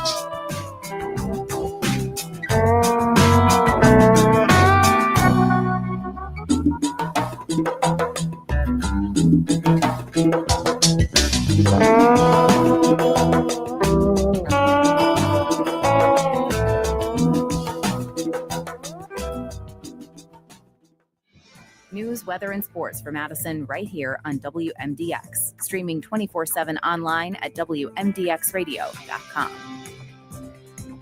Allure Intimate Apparel redefines what it means to feel confident, celebrating every woman, every shape, every size. Their expert fit specialists offer a refined, pressure-free experience designed for comfort, beauty, and ease. Bras, sleepwear, swim, and intimates, Allure has it all. With a personalized touch and a commitment to exceptional service, Allure helps women feel effortlessly supported every single day. An elevated new location is now open in the Hilldale Shopping Center, where fit meets sophistication. Visit allurefits.com. I'm hungry. What's cooking? Oh, no, not me. It's your turn. Oh, we're back to taking turns? Yes. Well, how about Sugar River Pizza? Oh, yeah. Now they can cook. I could really go for some of that 12-hour smoked pulled pork. Ooh, and some pasta. Okay, now I'm hungry. Sugar River, here we come. And they have that great kids menu, too. We don't have any kids. Right. That's beside the point. The point is, I'm hungry. You're hungry. Let's go. Yes. And we should talk about having some kids. Get in the car, Bob. Sugar River, Sun Prairie, Verona, New Glarus, and catering. There was a time when barbecue was perfect. A strong, reliable flavor that could be counted on. But then big manufacturers decided that barbecue needed to be zesty or spicy or sweeter or whatever. If you miss the good old days of great tasting barbecue, we'd like to introduce you to Grandpa's Barbecue. Made in small batches from Grandpa's original recipe. Buy yours online today at grandpasbarbecueshop.com. Are you prepared, I say to my Republican friends, to sit back and allow over 20 million Americans to see a doubling of their healthcare premiums? It's Bernie Sanders, right? Will 2026 Obamacare premiums double for 20 million Americans? No. Many Affordable Care Act enrollees will face sharp premium increases when enhanced subsidies expire on December 31st. But there's no evidence that 20 million people will see their costs double. KFF estimates average monthly payments will more than double in 2026. While it doesn't say how many will see premiums double, 2 to 3 million higher income enrollees losing all enhanced subsidies could see their premiums double or triple. I'm Trisha Young for Wisconsin Watch. Fact briefs are bite-sized fact checks of trending claims produced by Wisconsin Watch and GigaFact. Read more at wisconsinwatch.org. Why are interscholastic sports called the last classroom of the day? Because they teach students important life lessons like teamwork, accountability, and perseverance. School sports are so much more than a game. They're about developing the whole person. That's why they're an essential part of every student's education. Encourage your student to participate in the last classroom of the day. Interscholastic sports in Wisconsin. This message presented by the WI.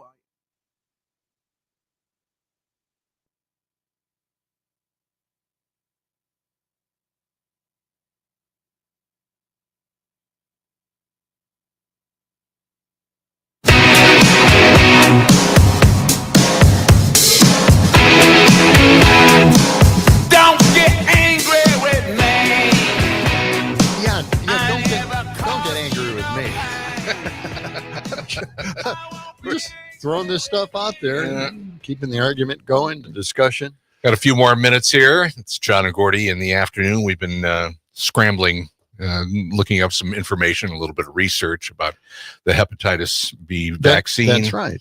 And babies have been receiving, in the U.S. anyway, the babies have been receiving the hepatitis B vaccine since the U.S. Advisory Committee on Immunization Practices recommended it universally for all newborns back in 1991. So that's a long time. And this policy has dramatically reduced infections in children by 99%. That's a huge effective rate. Yeah. Now, there's been, research done since then, and other, there were some claims about multiple sclerosis being caused by the vaccine, but flawed claims. Those have been knocked down. Yep. That happened in France back in the 1990s sometime, but that has seemed to be flawed research. Exactly. Yeah. And this country usually takes up all of this stuff a little bit later than Europe or Taiwan or other countries for that matter. Let's go to the phone lines right now with Charles. Okay. What do we have? What? Aaron, I think was going to say something else here, but my biggest argument to people who talk about the side effects of vaccines, right? For example, autism, widely debunked. Vaccines do not cause autism. Exactly. But for people who say they do, would you rather have your child autistic or dead from a completely preventable disease? Exactly. I know my answer. Okay. Yeah. Good. Now let's go to Charles from Milwaukee. Good afternoon, Charles. Go ahead. Hey, good afternoon, guys. Yes, it was hit it right on the head. This is all about. There's a segment of white men that are aggrieved. They know that people of color in this country have been treated horribly, whether it was bringing slaves from Africa here or the treatment that's been done to Hispanics or any other nationality that's not white. And they're afraid that if we get in power, we'll do the same thing. Trust and believe me, people of color are trying to survive day to day. They're not worried about, well, we want to seek revenge for the things that was done to us. We're just trying to maintain and survive. You know, it's like when you see the signs in people's yards or bumper stickers, we back the blue. Well, people of color back the blue too. We just don't want to be killed by the blue or treated horribly by the blue. And that's not asking a lot. Right. You're right. I mean, that's what the Black Lives Matter protests were all about. Spot on. Yeah. All right. Thank you, Charles. We appreciate that. Did you have something else to add? Go ahead. I just do a real quick one. It's like, you know, oh, well, we thought Michael had a gun. Well, you didn't think that. Your adrenaline was pumping. And there's a thing about not having police